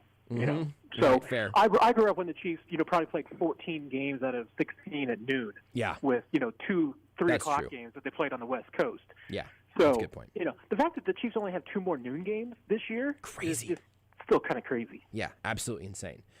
So if we didn't learn anything about the Chiefs tonight, did you learn anything about the rest of football? And obviously, again, the tiebreakers are not in the Chiefs' favor, but the standings kind of are, as again, with the Bills and Patriots pending, they are tied for the best record in the AFC right now. What does that teach you?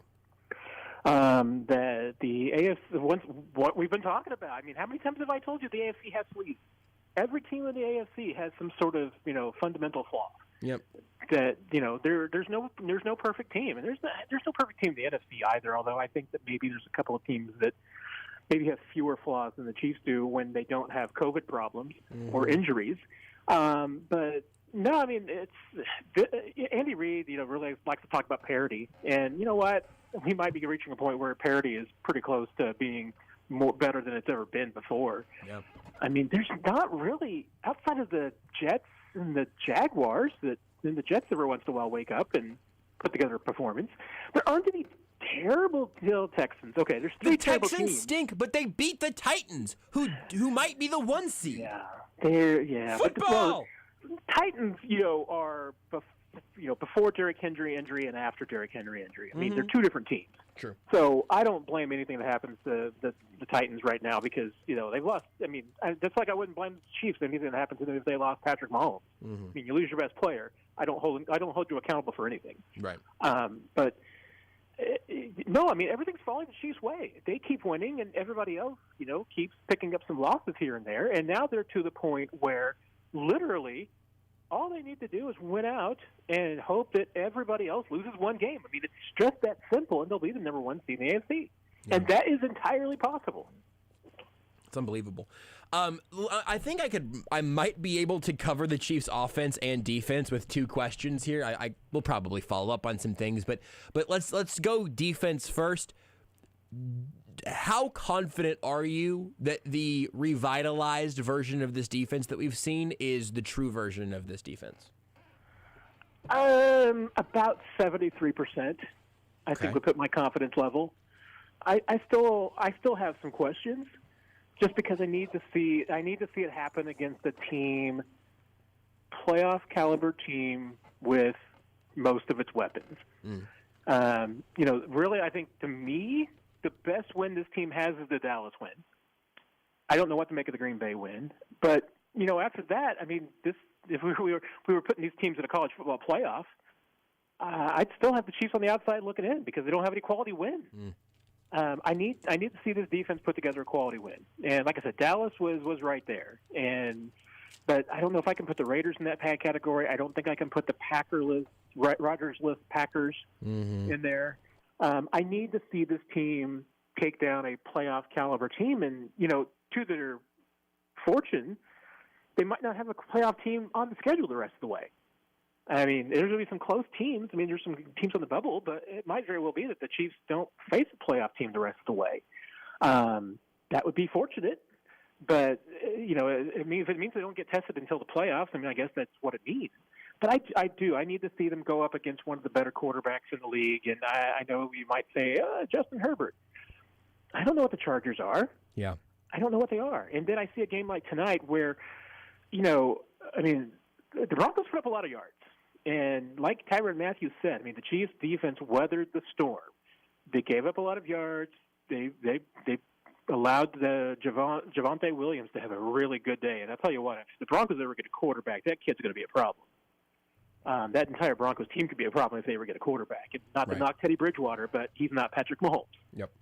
But he's exactly Teddy Bridgewater. And everyone knows what that means. I do not know how the Chiefs won this game. I do not know how they only give up 9 points other than Vic Fangio makes some odd decisions at times, perplexing decisions. Sometimes he makes really good decisions, but then there's some things that just perplex me. But I don't know how the Chiefs won this game. Yeah. Okay, let's go offense now, because you asked that question, and I'm more confused about it from the offensive side. They come out, they look great, and then they do the thing where a great start is followed by a very mediocre rest of the game, or worse. What's wrong? Fix them. Fix them, Matt. Fix them for me. Do all the things that maybe, I saw Mick Schaefer make this joke earlier, and I think it's actually true. Script 75 plays. Yeah. Instead of 15. Yeah. Because I'll tell you what, first 15 plays the Chiefs ran tonight. 15 plays, 105 yards, and a touchdown. That's 7 yards per play. That's really, really good. Mm-hmm. After the first 15, 39 plays, 162 yards, no touchdowns, 4.15 yards per play. That's really bad. That's truly Jekyll and Hyde. That is on the first 15, you are the St. Louis Rams' greatest show on turf, the 2018 Chiefs. And the rest of the game, you are the Houston Texans.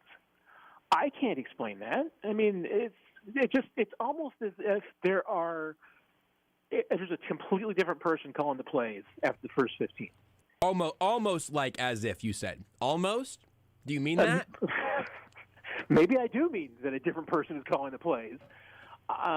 It just seems like that once that they get out of that opening script, it just seems like week in and week out, the strategy completely changes.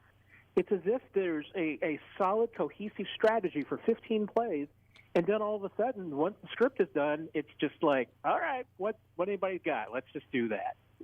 Because we saw it again today. I mean, you saw that in that first 15, the Chiefs very effectively made some use of some, short crossing routes. They were getting the ball to the running backs or running the football a little bit, but it was the short passing game rules. They were taking advantage of just giving them what the defense was giving them, taking it. A lot of just short, crisp passing. And then almost as soon as the script runs out, you see Mahomes start trying to push the ball a little bit. And not there's anything wrong with Mahomes pushing the ball a little bit, but you know what? You push the ball twice and you find yourself in 3rd and 10. That's just as devastating sometimes as a penalty or a drop. when it comes to killing a drive. Right. And, and we saw the Chiefs do that again. I mean, it was the penalties. It was the drops. It was, pushing the ball when maybe you don't need to. It was just a little bit of a misfire, a misconnection there. And I hear Patrick Mahomes, and he's absolutely right. If the Chiefs' offense gets their woes figured out, they're not losing a game the rest of the way. The way this defense is playing right now, I mean, if the defense plays, if offense plays to their capability, nobody's beating them. But if Andy Reid can't figure out how to get this offense to play to its potential, I can't do it, and I'm an idiot. So,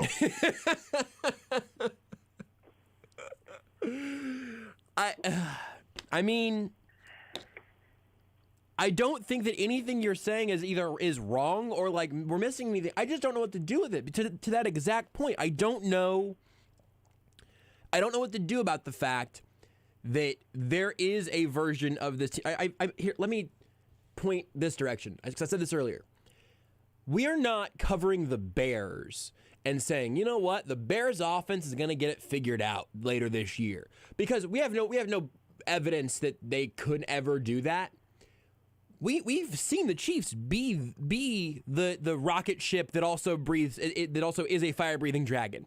We have seen Patrick Mahomes be an unstoppable MVP, and we've also seen sort of this weird, not quite right, slightly bizarro version of him and of the offense and of the pass catchers and of Tyreek Hill, who now has just makes a habit out of occasionally tapping a ball in a direction where a defender can catch it more easily. And I don't know how much longer it has to keep happening before it's just something the Chiefs simply are, as opposed to being something that they fix. I don't know when that transition happens, and I don't know what to do in the meantime. It's very confusing to me, and I will just sort of keep waiting for you to give me the solution to it, because someone needs to. I do wish I had, the answer. I mean, some things have improved. I mean, remember at one point, I think it was after the Washington game, we were talking about, hey, the Chiefs team's on the pace, turn over the ball over like 39 times. Right. And that would have been, the worst Andy Reid's had since 2012 when he went 4-12 in Philadelphia.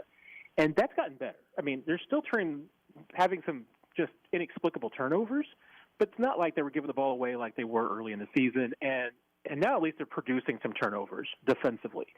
So there's some balance to it at least. But that has gotten better. I don't know, because to me, I think getting a team to stop making some of the mental mistakes that this team is making is one of the more difficult things to do in sports. Yeah. Because it's largely out of your control as a coach. I mean, how do you coach a guy to stop dropping the football?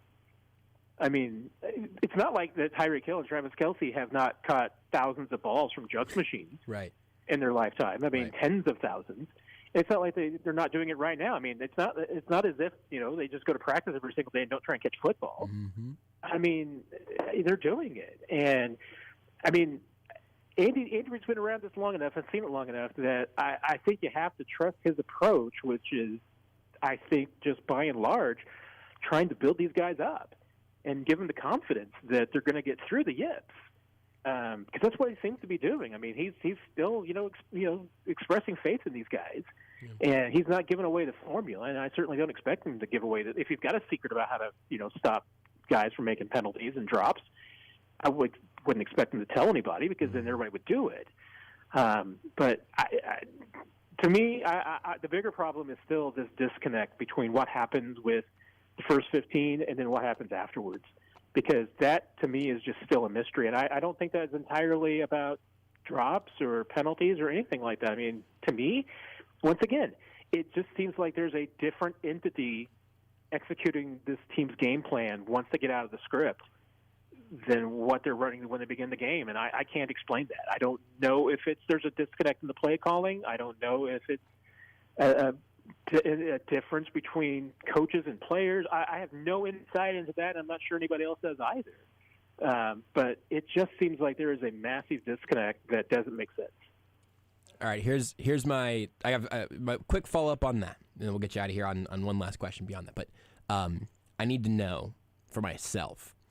Are you saying right now, man, this is crazy that it seems like there's a different entity running the offense from the first 15 to the rest of the game. What a crazy mystery that I genuinely cannot put my finger on. Or are you going, man, this is crazy stuff here, huh? It's almost like something different is happening between the first 15 and the rest of the game plan. Someone should look into that. Which one of that is which one is you right now? A little bit of both. A little bit of both. Okay. I mean, if hey, we have no one has flat out come out and said, "Hey, Andy or EB, yeah, who's calling the plays? What's going on?" I mean, we danced around it and nibbled a little bit, because there's an art and an etiquette to trying to get that info. Now we're not going to get that info.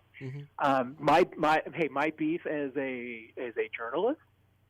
If we had open locker rooms and we were having to be able to have more private conversations, we'd have a lot more insight into what's wrong with this offense and what guys are thinking in the locker room. But when we can only go off what coaches and players are saying at a podium when they're so guarded with what they're telling us, I mean, that's the one frustration that I have both as a journalist and as a fan, is that it sucks that we don't get to talk to these players the way that we used to. And I'm hoping that goes away one day, that we'll get to have, locker room access or some type of one-on-one access with these players that we can have when they don't have, PR staff or anything like that hanging around them, or a bunch of microphones. And no offense to, hey, we all have tape recorders and everything. But at the same time, when you get to have one-on-one conversations with the players without other reporters or, writing it down or putting it on tape or something, they're going to tell you different things than they're going to tell you when there's a camera and a microphone there at a podium. And that's just what sucks. So I think we have a lot better insight into what was going on if we had that access. But that's an inside baseball gripe of mine, so I will stop whining. No, I mean, it's a real one.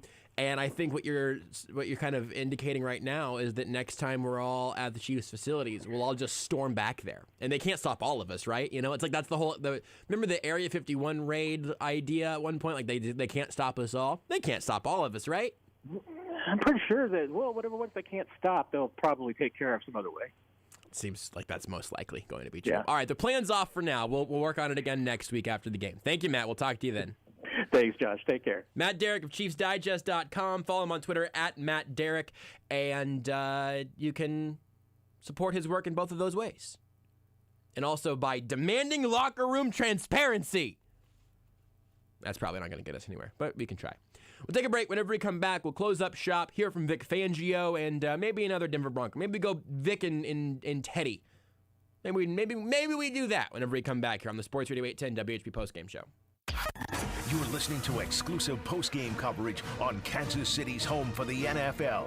Sports Radio 810 WHB. Presented by the Missouri Lottery and CBD American Shaman. 'Tis the season to start thinking about holiday gift giving.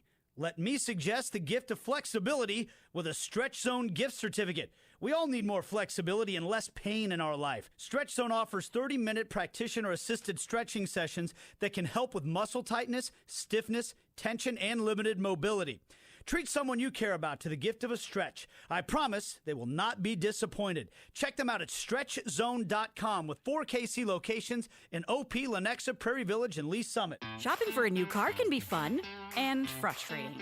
Other car shopping sites share and sell your personal information, which means your phone and inbox get lit up and you can't make it stop. OneRequest does not sell or share your personal information, and that puts you in control of your shopping experience. At OneRequest, you communicate with dealers anonymously. When you're done shopping, simply delete your request and all communication stops. Hello, car? Goodbye, spam. Don't just search for your next car. OneRequest it. Visit OneRequest.com today. When it comes to holiday giving, it's hard to choose the perfect bottle of holiday cheer when you don't have a choice. That's not a problem at Lucas Wine and Spirit Superstore.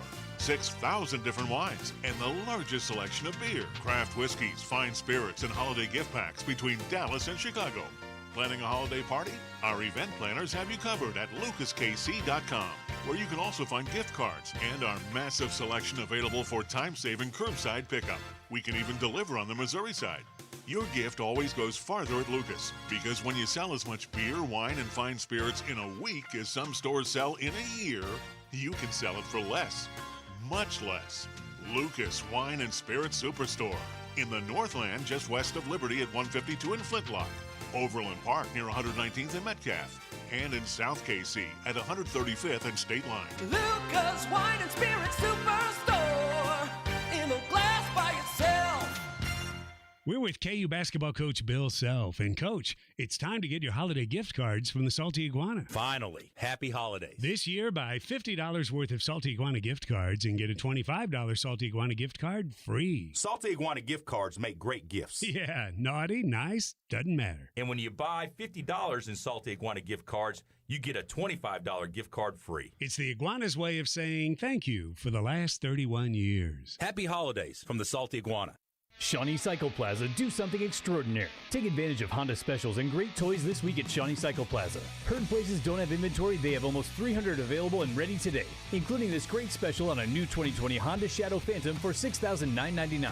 You heard it's hard to find toys? Don't fret, they have plenty of youth Honda CRF dirt bikes in stock and ready to put under the tree today. Only at Shawnee Cycle Plaza on Shawnee Mission Parkway. Parents need to consider a rider's age, size, ability, and maturity before allowing them to ride. MSRP of 2020 VT750C2BL is $7,899. Meter MSRP nor price includes $400 in destination charges. WHB Kansas City. 56-yard attempt coming up here for Harrison Butker. Made 24 straight against the Broncos. He'll be tested here, even though he does have a wind advantage, at least looking at the flags, from 56 to try to make it 10-0, and that kick is off the upright, but good.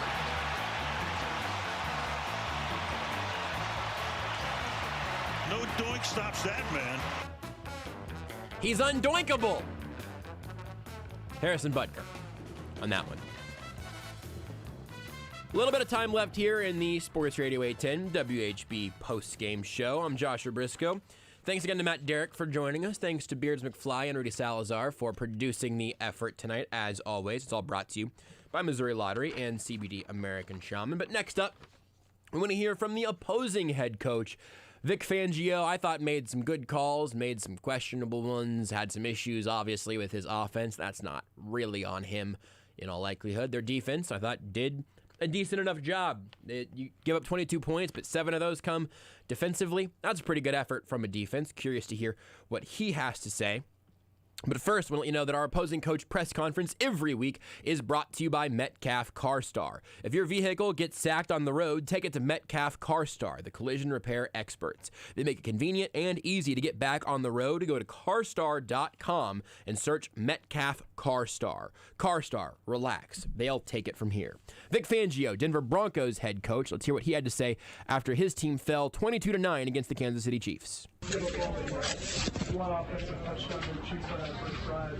Considering that, what kind of opportunity was squatted to anybody there? Well, you know, we got to be able to score more points, no matter who you're playing, especially the Chiefs at home.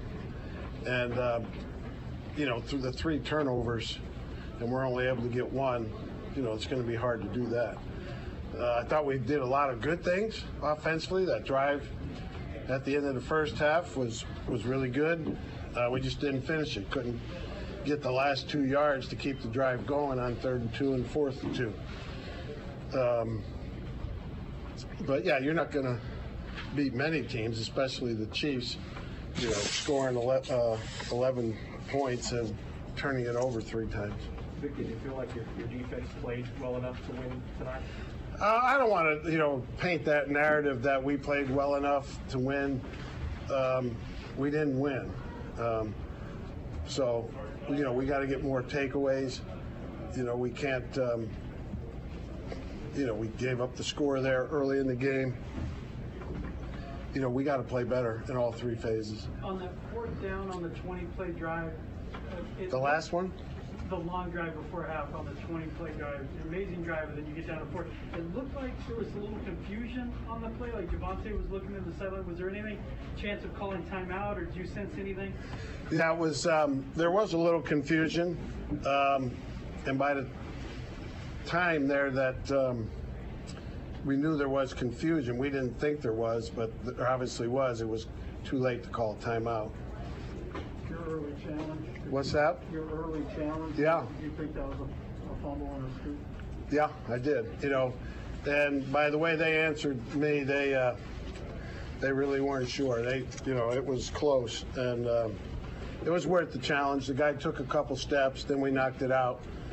I think it was a good challenge, even though it didn't work. Do you think if they had let the play go, you might have won the challenge instead of they said incomplete right away? Oh, there's no doubt that. You mean if they ruled fumble on the field? No, if they had allowed the play to continue, the scoop and the score, do you think you would have? I'm not following your question. They told the officials to let the play go and then rule, I guess. No, they called incomplete on the field. Okay. How frustrated was Javante's night? Very much so, but I've been impressed with him since the day he got here. On the 4th and 2 at the long drive, was there some thought to kick the field goal and get some points out of it? There was, but very little. I mean, I'm comfortable with that decision. We had converted a couple 4th downs to keep it going. One was 4th and 7, I believe. You guys just got done grilling me about the points. You got to score touchdowns to beat this team. So. Obviously, you have to go back and look at them, but when you see 4 for 14 on 3rd down, what kind of were some of just your early initial impressions of some of the issues you guys had there tonight? It was everything. They tipped some balls, they got some rush. They broke up some passes. It's a little bit of everything. Yeah, we were 7 of 18 on 3rd and 4th down, according to this. What do you think of Teddy's performance? Obviously, the 2 interceptions. What do you think of him? Yeah, one was a tip. Not sure the other one that he threw and they caught. I'm not sure of the story behind that one. I thought Teddy did a lot of good things. We just, as a team, didn't do enough. On the punt fumble, does Caden need to be more aware of that situation, or was he sort of locked in? Yeah, it's it's surprising that doesn't happen more often. But if he was aware of that, we called fair catch. He could, stop doing his block and peel off. But it's a tough situation there. Guys are fired up coming into the game. Justin called it the biggest game of his career. What was your message to them in the locker room to rebound? Yeah, we just got to rebound and start this last 5-game run playing Detroit this Sunday and get back on track. We're still in the hunt. Okay, and we can take care of business. Do you feel like you said coming in, you had a more talented team than you've had in your staff? Do you feel like you closed the gap at all, or is this still empty because the result's still the same? Yeah, the loss makes you feel empty no matter what. There's Broncos head coach Vic Fangio in a kind of a weird press conference. I don't know. Something felt kind of strange about that. Like everything kind of caught him by surprise. Like he surprised he was at a podium answering questions. I don't know. That was sort of a weird vibe there from Vic Fangio. We will also hear briefly here, because Fangio wasn't there for very long, and Teddy Bridgewater wasn't at the podium for very long, but I do want to hear from Teddy Bridgewater, so we'll do that now. Here's the Denver Broncos quarterback after tonight's game. Obviously a tough loss tonight. In an environment like this, against an opponent like the Chiefs, man, you want to really walk away with the win. You turn the ball over 3 times, give up a touchdown on offense to their defense. So, it's a lot to learn from. Obviously, we moved the ball well in certain areas, certain times in the game. Guys stepped up, made plays. But like I said, man, when you give them opportunities and you don't maximize your opportunities, it's a recipe to get beat. Teddy, that long drive right before the half, how disappointing was that not to come up with some big points? I mean, every drive you try to get points, but in a drive like that, when you win the situation of already starting the drive backed up, and you get the ball out of there and you get the ball all the way down the field, you don't score, it just sucks, man. What did you see on both the interceptions? We just had a good call on, man, and the guy on the first interception, he had the tight end in man, and the tight end was in protection, so the guy ended up falling off in the hole. I tried to look him left and anticipate the throw. He made a play, and I wish I could take it back, but I can't. Then the second one, obviously the ball was deflected at the line of scrimmage. You guys had a chance to move into first place. Now the way this division is, now you're in last place. How do you rebound from this as a team captain? What's the message moving forward? Kareem Jackson said it best in the locker room that we got 5 games left, and each one is a playoff game for us. all we want to do is focus on one day at a time, 1 week at a time, one opponent at a time. Javonte got his first start tonight, over 100 yards. How impressed were you with some of his runs? I was very impressed with Javonte. He did a great job of executing, everything we asked of him tonight, whether it was protections, running the ball, catching the ball in the backfield. I'm happy that he had a game like he had tonight. We got to be better, around him.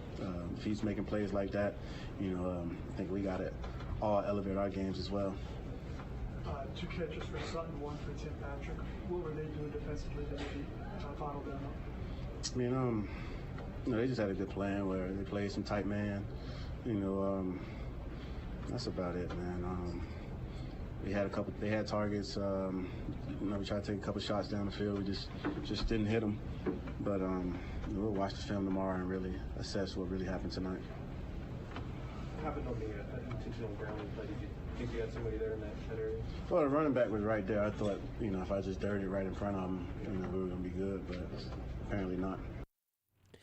Neither quarterback terribly happy with the refereeing in this game. We've now heard on both sides, but that's Teddy Bridgewater, Broncos quarterback. And, like you heard from both sides there, coach and quarterback from the Broncos, their offense simply did not do enough tonight. Their defense really did, especially once you remember that those final 7 points for the Chiefs came through Daniel Sorensen's pick 6, and I guess not even 7, just 6 of those, I suppose, because of the extra point and all of that. Anyway. You understand my point. That last touchdown coming from the Chiefs defense, the Broncos defense really did a pretty good job. The Chiefs offense still flawed and still giving us plenty to talk about the remainder of this week as we look ahead to the continuing gauntlet of AFC West matchups. But right now, the Kansas City Chiefs are back at the top of the AFC West, fully in control there, and tied for the best record in the AFC. A 22-9 victory over the Denver Broncos tonight on Sunday Night Football has been a lot of fun here on the Sports Radio 810 WHB Postgame Show. It's all been brought to you by Missouri Lottery and CBD American Shaman. We'll talk to you again next week as the Chiefs will look to continue their climb back up the ladder in the AFC.